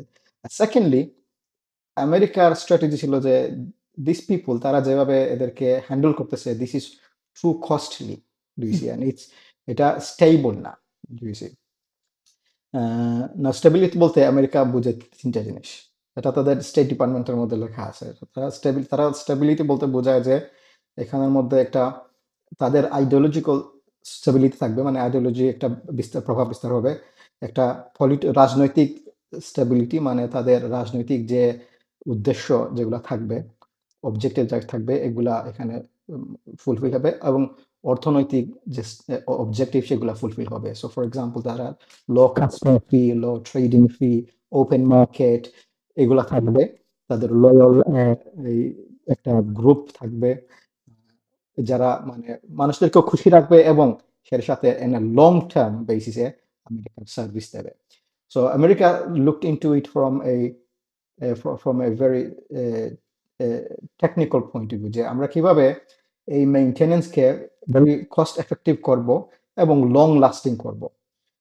বিকজ আমরা দেখছি যে অন্যান্য জায়গায় যে ডিক্টেটরস গুলোকে ব্রিটিশ এবং ইয়েরা রেখে গেছিল তাদের মধ্যে শুধু কু অ্যান্ড কাউন্টার কু, ফর এক্সাম্পল ইরাকের মধ্যে কাউন্টার কু, পরে ইয়ে আছে সাদ্দাম আছে, এরকম অনেক হয়েছে। So America doesn't want that. America wants a long-lasting stability. And stability বলতে তারা বুঝাইতেছে যে আহ, এমন একটা স্টেবিলিটি যে তাদের ফর এক্সাম্পল এগেন কিসিঞ্জার বলছিল যে সামটাইমস কোন একটা রিজিয়নের মধ্যে স্টেবিলিটি আনতে গেলে you need to sort of একটা এখানে একটু একটা একটা ঘূর্ণিঝড় সৃষ্টি করতে হয়, বিকজ যে স্টেবিলিটি এখন আছে এটা হয়তো অন্য একজনের সৃষ্টি করা স্টেবিলিটি, এই স্টেবিলিটি আমাদের হ্যাঁ সার্ভ করতেছে না। So this is how America looks at it, you see. So যে অর্ডার ব্রিটিশ এবং ফ্রান্স এবং আরো কলোনিয়াল পাওয়াররা সৃষ্টি করছিল, এই স্টেবিলিটি ভেঙে নতুন স্টেবিলিটি সৃষ্টি করতে হবে। নাও হিস্টোরিক্যালি আমরা দেখছি যে by the way America again ওয়ার্ল্ডকে 3টা ভাগে দেখে, এবং এটা আবার তাদের স্টেট ডিপার্টমেন্টে লেখা আছে যে তারা দেখে ওয়ার্ল্ড হইতেছে, there are some people or some section তাদেরকে তারা দেখে যে তারা ওয়ার্ল্ড অর্ডারকে ডিস্টার্ব করতে পারবে। সো তারা দেখে যে কিভাবে ওয়ার্ল্ড অর্ডার করা যায়, তারা ওয়ার্ল্ড অর্ডারকে ডিস্টার্ব করতে পারবে, তাদের সাথে কিভাবে ডিল করা যায়, কিভাবে তারা রিজিয়নকে কন্ট্রোল করতে পারে, স্টেবিলাইজ করতে পারে, আর কিভাবে তারা সার্টেন দেশগুলোকে, ফর এক্সাম্পল রাশিয়াকে তারা দেখতো যে রাশিয়া এমন একটা দেশ যেটা ওয়ার্ল্ড অর্ডারকে মানে ডিস্টার্ব করতে পারে, আমেরিকান সৃষ্টি। Europe is the same, Europe যদিও ফ্রেন্ড, বাট ইউরোপ কিন্তু আমেরিকান ওয়ার্ল্ড অর্ডারকে ডিস্টার্ব করতে পারে। সো ইউরোপকে দিয়ে তাদের ওই ডিপার্টমেন্টে যেন তারা ডিস্টার্ব না করে। চায়না এখন এই লেভেল, আগে চায়না ছিল না, চায়না এই লেভেলে চলে আসছে এখন। India Pakistan reason, Indo Pacific reason for example, এটা তারা দেখে না যে ওয়ার্ল্ড অর্ডারকে, তারা আমেরিকান ওয়ার্ল্ড অর্ডারকে ডিস্টার্ব করবে, তারা মনে করে যে এটা একটা রিজিয়নাল মধ্যে থাকবে। Then you have certain countries like টার্কিকে তারা ইউরোপের সাথে করতে পারতেছে না রিজনের সাথে, কারণ ইউর মধ্যে টার্কি ঢুকতে পারছে না, আবার এটা টার্কিকে তারা সেপারেট করতে হয়। সো তারা এরকম দেখে যে ওয়ার্ল্ডকে ডিভাইড করে দেখে যে কোন কোন প্লেয়ার ওয়ার্ল্ড অর্ডারকে ডিস্টার্ব করতে পারে, এবং আমেরিকান যে সৃষ্ট স্টেবিলিটিটা কিভাবে নষ্ট করে দিতে পারবে বা এটাকে মেনটেন করা যায়, এবং রিজিয়নালি কিভাবে করা যায়, এবং দেন কান্ট্রি ওয়াইজ। না কুইক এক্সাম্পল ক্যান বি, যখন ইন্ডিয়া যখন তারা বলে যে তারা পারমাণবিক বোমা তারা তৈরি করতে পারছে, যতগুলো দেশ পারমাণবিক বোমা সৃষ্টি করছে তার মধ্যে পাকিস্তান সবচেয়ে দ্রুততম সময়ে পারমাণবিক বোমা সৃষ্টি করে। ইনফ্যাক্ট পাকিস্তান এটা করতে পারছে বিকজ আমেরিকা দেখছে যে এই রিজিয়নের মধ্যে যদি ইন্ডিয়া এত পাওয়ারফুল হয়ে যায়, তাইলে এখানে একটা ডিস্টার্ব হবে, আমেরিকান স্টেবিলিটি রিজিয়নের মধ্যে ডিস্টার্ব হবে। সো আমেরিকায় আসলে ইউরেনিয়াম যেগুলো লাগে, যেগুলো অনেক দিন লাগে রিসার্চ করে, মানে একটা নিউক্লিয়ার পাওয়ার তৈরি করা, এটা আমেরিকা পাকিস্তানকে দিয়ে just to balance the power. Iranian revolution যেটা ছিল, এটা শাহ যে ইয়ে ছিল রেজিম, এটা ব্রিটিশরা রেখে গিয়েছিল, তাই না? বাট খোমেনিকে কিন্তু পাওয়ার কে আনছে। ইটস এ ফ্যাক্ট নাও যে আমেরিকানরা এই রেভলিউশন করে খোমেনিকে পাওয়ারে নিয়ে আসে। যদিও আমেরিকান আর ইরানের মধ্যে আমরা কনফ্লিক্ট দেখি, অরিজিনালি আমেরিকা ব্রিটিশদের ইনফ্লুয়েন্স মুক্ত করার জন্য এই অঞ্চলে ওই ইসলামিক রেভলিউশন, যে ইরানিয়ান রেভলিউশনটা করা। না যেটা আমি বলতেছি যে ওই অ্যান্থনি ব্লিংকেন, যে হইতেছে current is a foreign diplomat here ওই আমেরিকা, সে রিসেন্টলি বলছে যে এই দিস রিজিয়ন, মধ্যপ্রাচ্যের কথা বলছে, যে এটা এই রিজিয়ন, এই অঞ্চল একটা চেঞ্জের মধ্যে দিয়ে যেতে হবে, যেটা গত 100 বছর হবে। This is very important. যখন এরকম পলিটিশিয়ান যখন এরকম মন্তব্য করে, আমরা খুব কেয়ারফুলি লক্ষ্য করা উচিত কি বলতেছে সে। অ্যান্থনি ব্লিংকেন যেটা বলতেছিল যে 100 বছর আগে খিলাফত ধ্বংসের পূর্বে ব্রিটিশ এবং ফ্রেঞ্চরা মিডল ইস্ট ড্র করে এগ্রিমেন্টের মাধ্যমে এবং বালফোর ডিক্লারেশনের মাধ্যমে ইসরায়েলের জন্ম হয়। সো এরপরে মিডল ইস্ট কমপ্লিটলি চেঞ্জ হয়ে গেছে। দ্য মিডল ইস্ট আমরা এখন যেটা দেখছি, এটার complete credit British and South Picket and Balfour Declaration. But এই design was done by British and France. That exactly designed by America. Now, America looking at তারা তারা কিভাবে ডিল করবে তাদের ওয়ার্ল্ড অর্ডার এবং তারা স্টেবিলিটি কিভাবে আনবে, তারা ভাবছে যে we need to change this and draw a new map for this region. Now this been their target, do you see? এবং আমরা দেখছি যে এই মধ্যপ্রাচ্যের মধ্যে তারা বিভিন্ন সময় কু করিয়েছে ব্রিটিশ এজেন্টকে সরায় American. আমেরিকান এজেন্ট নিয়ে আসার জন্য। ফর এক্সাম্পল সাদ্দাম কিন্তু ছিল ব্রিটিশ এজেন্ট, সাদ্দামকে সরায় নিছে আমেরিকা উইথ 1990 ওয়ার এবং 2003 ওয়ারের মধ্যে দিয়ে। নাও this Palestine struggle that happened to Syria is very much relevant to American interest for the region. Do you see? Just to maybe simple করার জন্য America এখন চাইতেছে মধ্যপ্রাচ্যের মধ্যে একটা সিকিউরিটি কাউন্সিল গড়ার জন্য, মিডল ইস্ট সিকিউরিটি কাউন্সিল। এর মানে হচ্ছে যে এখানের মধ্যে ইন্টারন্যাশনাল সিকিউরিটি কাউন্সিল যেভাবে আছে যে কেউ যদি আমেরিকার কথা না শুনে ইন্টারন্যাশনাল সিকিউরিটি কাউন্সিলের মাধ্যমে তারা পানিশ করবে তাকে। America punishing this international security council একটা লেজিটিমেট একটা নিউট্রাল একটা বডি এটাকে পানিশ করতেছে। তো তারা চাইতেছে যে মিডল ইস্টের মধ্যে একটা মিডল ইস্ট সিকিউরিটি কাউন্সিল হবে, যেখানে মিডল ইস্টের মধ্যে যদি কোনো সমস্যা হয় এটা ওই বডি করবে। সো অ্যাগেইন মানুষ দেখবে না যেটা আমেরিকা করতেছে, এটা বলছে মিডল ইস্ট একটা সমন্বিতভাবে এটাকে ডিল করতেছে। না তাদের ভয় কি এখানে? তাদের তিনটা ভয়। একটা হইতেছে যে এই অঞ্চলে তাদের অনেক ইকোনমিক ইন্টারেস্ট রয়েছে, এখানে অনেক মিনারেল রয়েছে, এনার্জি রয়েছে। দ্বিতীয়ত এখানে তাদের অনেক মিলিটারি বেস রয়েছে। অ্যান্ড তৃতীয়ত এখানের অঞ্চলের মানুষ আইডিওলজিক্যালি ইসলামের মধ্যে ইনগ্রেইন্ড। আর Islam can disturb the world order of America. না অরিজিনালি মিডল ইস্ট কিন্তু ছিল না ওই রিজিয়ন হিসেবে দেখতো। সিরিয়া 13 বছর আমি ওটা নিয়ে আসতেছি যে 13 বছরের সিরিয়ার যে স্ট্রাগল থেকে সিরিয়া ওই লেভেলে চলে গেছে। It's not a regional country wise issue যে তারা ডিল করতেছে। Syrian revolution can disturb the world order, the stability that America wants. Very interesting. And this is why Syria is very different for America. Do you see? And this is why America is very much involved. Do you see? America can compromise as long as এখানে তারা stability চায়। Now আমি যেভাবে আগে বলছিলাম যে ক্রিসিঞ্জার বলছিল যে সিরিয়ান মানুষ sufficiently colonized হয় নাই। So they and this goes actually in fact quite in line with the hadith of Rasulullah sallallahu alaihi wasallam. শামের মানুষেরা করাপ্ট হয়ে গেলে তোমাদের মধ্যে কোনো ভালো থাকবে না। কিসিঞ্জার কিন্তু ওটা লিখে কোথায় বলছে যে তারা সাফিসিয়েন্টলি কলোনাইজ করা হয় নাই। সো এই জন্য Syria is very important for America. Now America যেটা চাইতেছে যে ওই সিকিউরিটি কাউন্সিল যেটা সেটা তারা বানাইতে চাইতেছে, এখানের মধ্যে তারা বলছে যে 6টা দেশ থাকবে। আমেরিকা সে এটাকে অবভিয়াসলি হেড করবে। দেন রাশিয়া সেখানে just to get legitimacy internationally. It's not one-sided, yeah. But as you can see, Russia ke tara involve kora abar Russia ke tara out kore dite pare. This just you রাজনীতির মধ্যে তারা তাদের use and abuse করা, outplay them. So probably Russia এখন তারা involve করতেছে, but at some point they will kick them out. So Russia K আনতেছে just to give like say democracies, legitimacy. Then Israel, Iran, Saudi Arabia and Turkey. Do you see?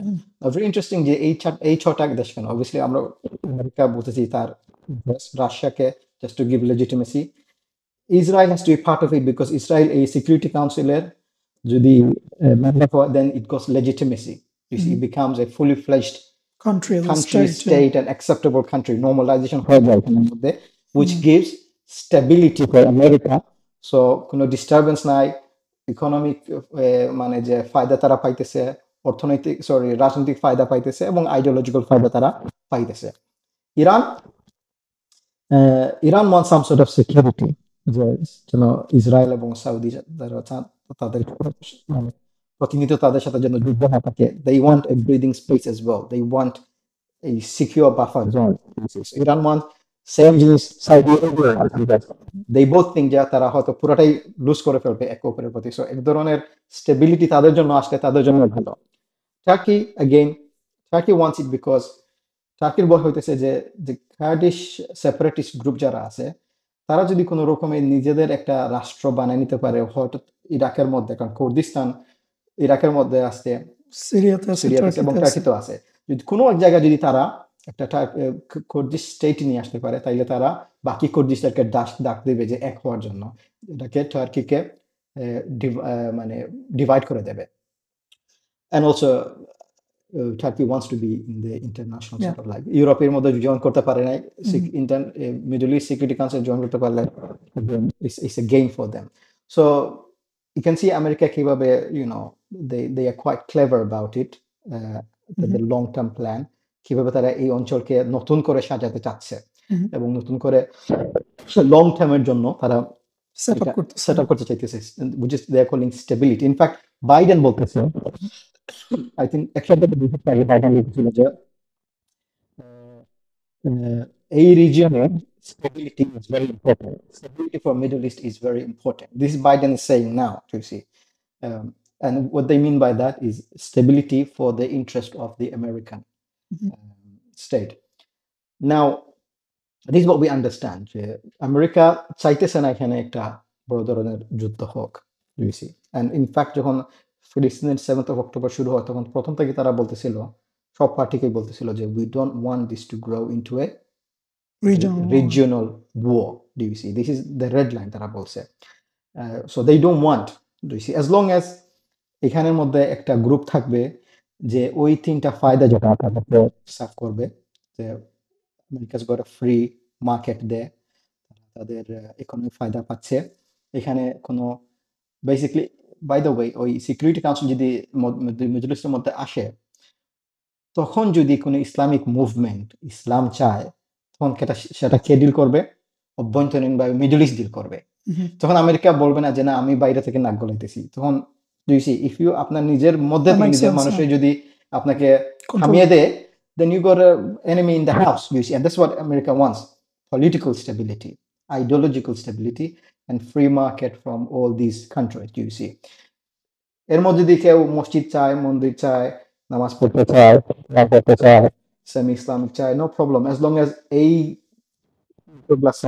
no problem. So this is what America is wanting in Middle East now, and going forward সাথে তারা একটা deal করতে পারবে যে long টার্মে মোটামুটি দেশের উন্নতি করো, নো প্রবলেম, তোমার মানুষ যেভাবে চায় তাদেরকে চলতে দাও, no problem, but don't disturb my balance, don't disturb my interest, do you see. They can come to a compromise. This is what America is doing, do you see. Now it's maintaining its world order in a very stable way, do you see, in a very systematic way. Say continuously fund করা লাগবে না একটি ডিক্টেটরের মিলিটারিকে, dictator loyalty switch করবে না, do you see. None of this will happen, do you see. You just be stable, low cost maintenance, and then he gets his interest, you see. So this is what's happening currently. Yeah, I know there are some questions like Israel obviously there is an answer to this, but this is what's going to happen. America এটা চাইবে এখানের মধ্যে, there are no, I know Britain, Europe, অন্যান্য turkey তারা এখানে তাদের কিছু দাবি দাওয়া আছে। End of the day, as long as এটা আমেরিকান গ্লোবাল ভিশন যেটা এটার সাথে যদি ম্যাচ করে, America will strike a deal with whoever that wants to go to power, do you see. Now কি হওয়া উচিত, that's obviously a different question. I think that sort of আলোচনা শেষের দিকে this is the point I wanted to raise. Look, সিরিয়ার মানুষ গত 40-50 বছর যাবত এই অপারেশনের দ্বারা সাফার করতেছে। After all of this, Bashar al-Assad এই মাসে তার পতন হয়েছে, and Syrian people, they deserve a bit of respite. They deserve that opportunity, that moment to celebrate, to regather themselves. So obviously we know যে এরকম similar revolution যেটা আপনি বললেন লিবিয়ায় হয়েছে, ইজিপ্টে হয়েছে, ইয়েমেনে হয়েছে, and we know the result of this. They're not looking very great. লিবিয়ার মধ্যে there is infighting. Libya was one of the most prosperous country in the North Africa. তাদের government is to give dividends তাদের citizenদের জন্য. This was a very prosperous nation. Yemen had big dreams, big hopes, likes of Egypt as well. তাদের economy অবস্থা একদম 12টা. So we know now these countries, তাদের revolution didn't bring them a better life as such, what the people had hoped for.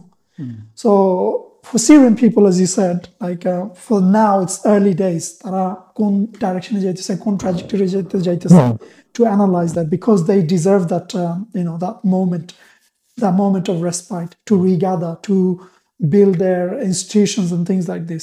But as you said, কোন direction এ আপনি মনে করেন যে তাদের যাওয়া উচিত, বা কোন direction A what we want them to achieve.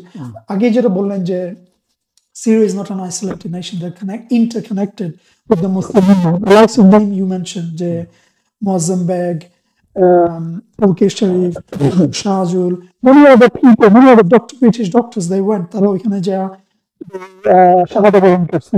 So we know, like, these people are not Syrian.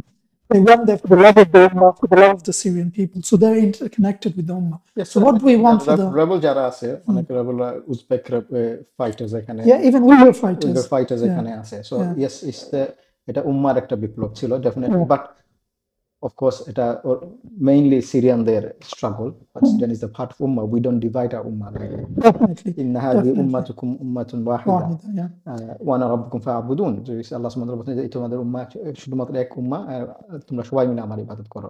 So আমরা এইভাবে দেখি না. However, obviously তারা যে লস করছে আমরা সেই লস করি নাই. এখানে তাদের ভয়েস ইজ গ্রেটার. কিন্তু এখানের মধ্যে এটাও আমরা বলতে হবে যে এই সিরিয়ান রেভলিউশনের কনক্লুশন বা ফল কি হবে, এটার মধ্যে যে শুধু সিরিয়ানরাই তারা ভয়েস দিচ্ছে আর কেউ দিচ্ছে এরকম না.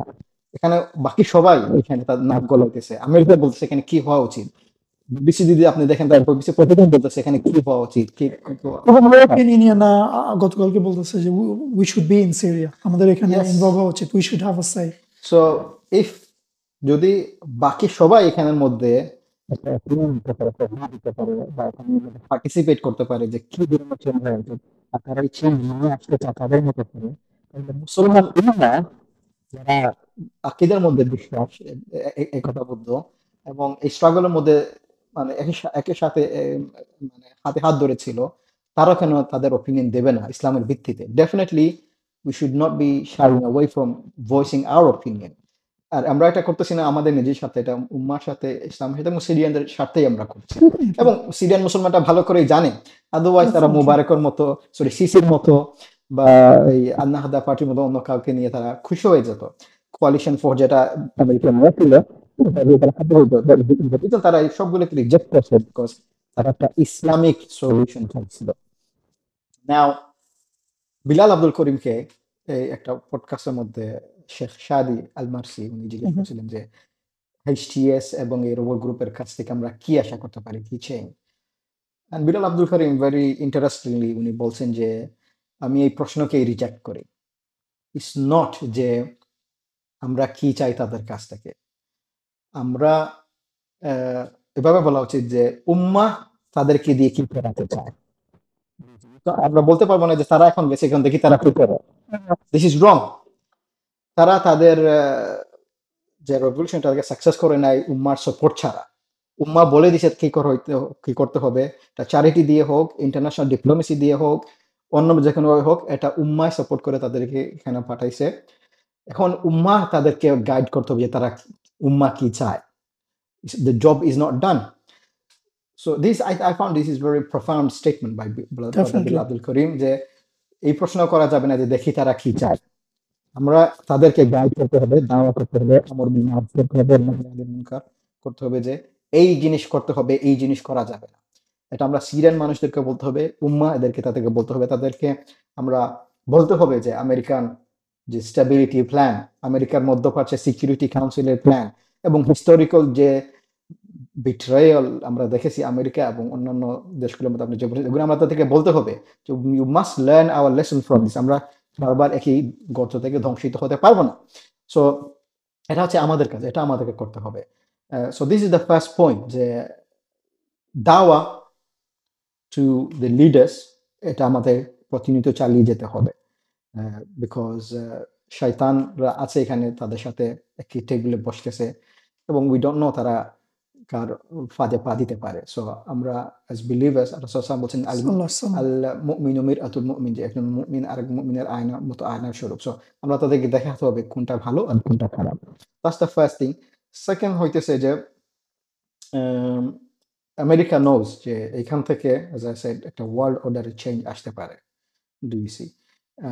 সো এটা যে একটা অপরচুনিটি আসছে, এটা তো হাতছাড়া করা আমাদের জন্য ঠিক হবে না। Because আমরা বাকি যত কিছু চেয়েছি, বলছেন ইজিপ্ট, সিরিয়া, সরি লিবিয়া, মরবে, এটা কোনো ফায়দা হয় নাই। এই রেজলিউশন গুলো কিন্তু ওয়েস্ট থেকেই আসছিল, বা কোনো ফায়দা হয়নি।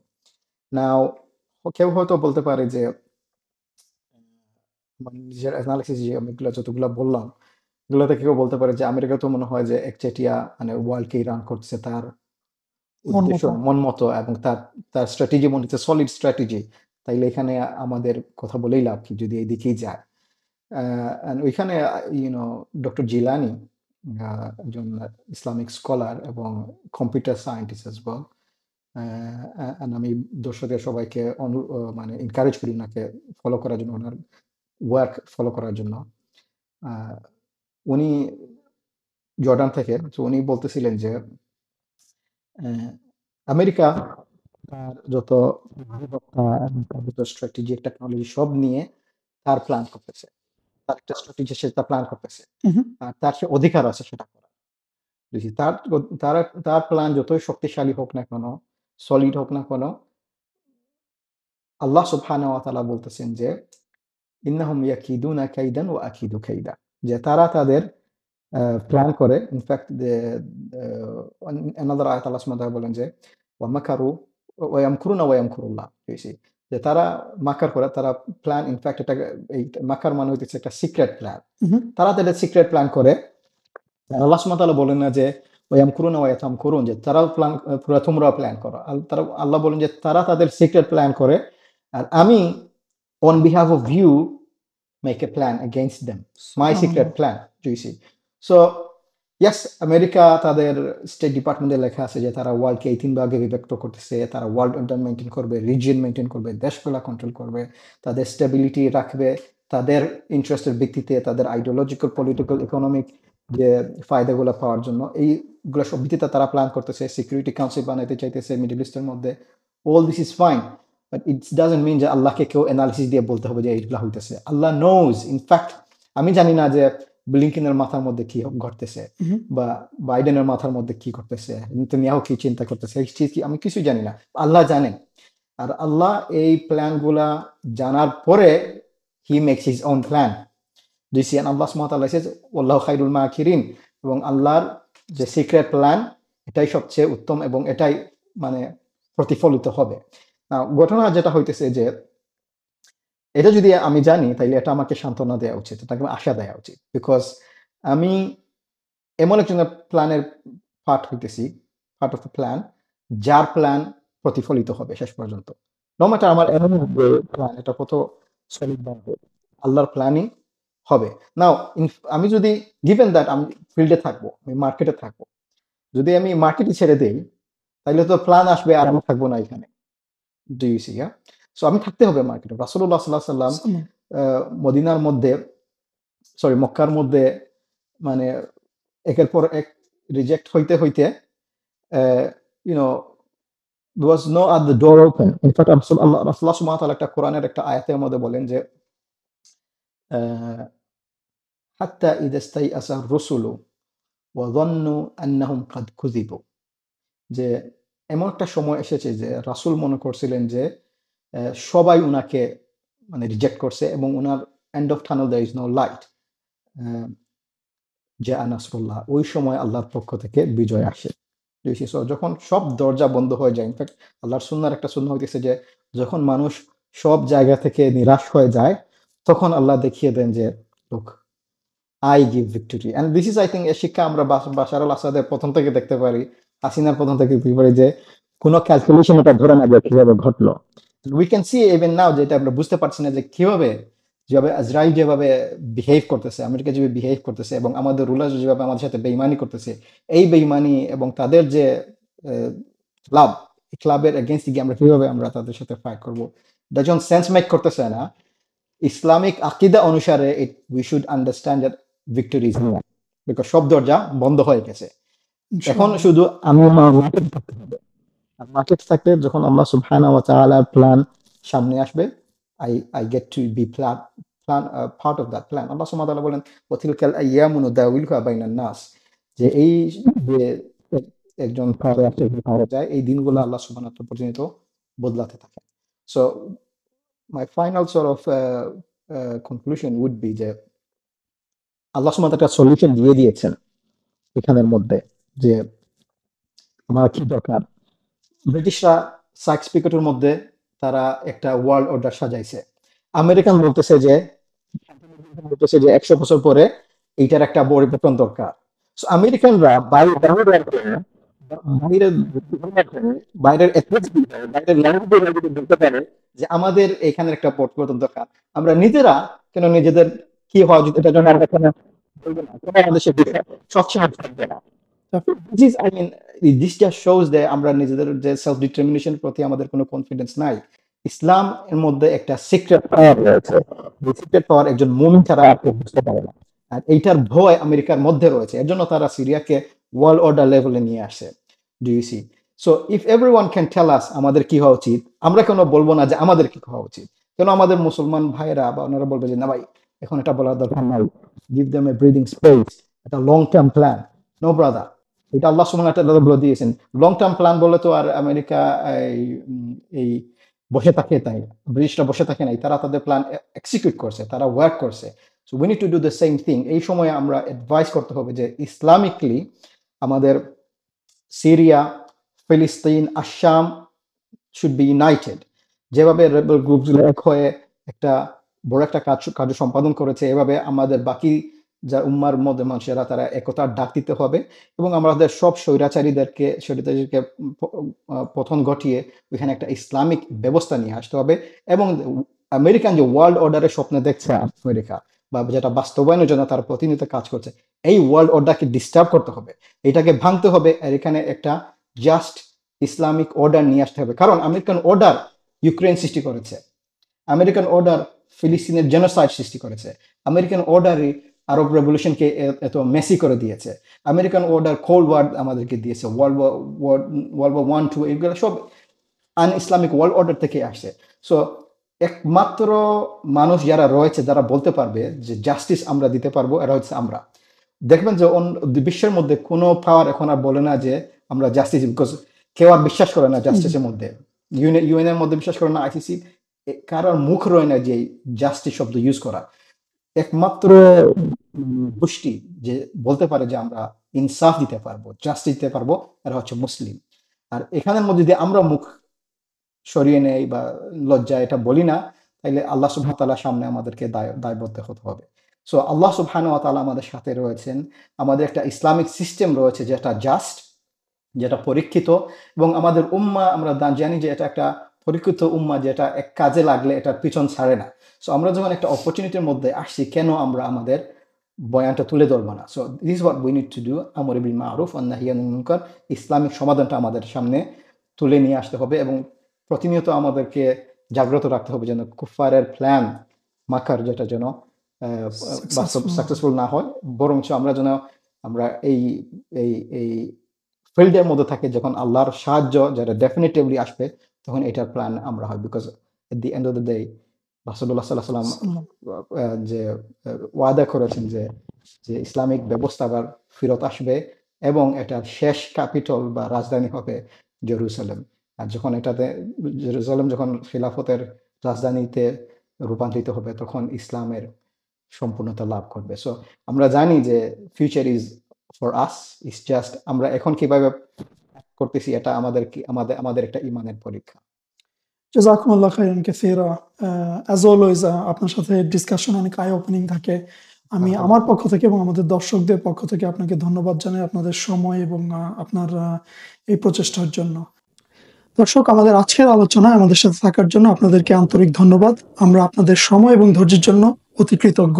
আশা করি আমাদের আজকের আলোচনা আপনাদের ভালো লেগেছে। আমাদের সোশ্যাল মিডিয়াতে আপনারা সংযুক্ত থাকবেন। আপনাদের মূল্যবান মতামত এবং প্রশ্নগুলো আপনারা আমাদেরকে সেখানে জানাতে পারেন। আমাদের এই প্রচেষ্টাকে আপনারা আরো এগিয়ে নিয়ে যেতে পারেন আমাদের কন্টেন্টগুলো শেয়ার করার মাধ্যমে। আপনাদের জন্য আমন্ত্রণ রইল আমাদের পরবর্তী পর্বগুলো দেখার জন্য। সত্য এবং নিষ্ঠার পথে আমরা একসাথে আপসহীন। আসসালামু আলাইকুম ওয়া রাহমাতুল্লাহি ওয়া বারাকাতুহু।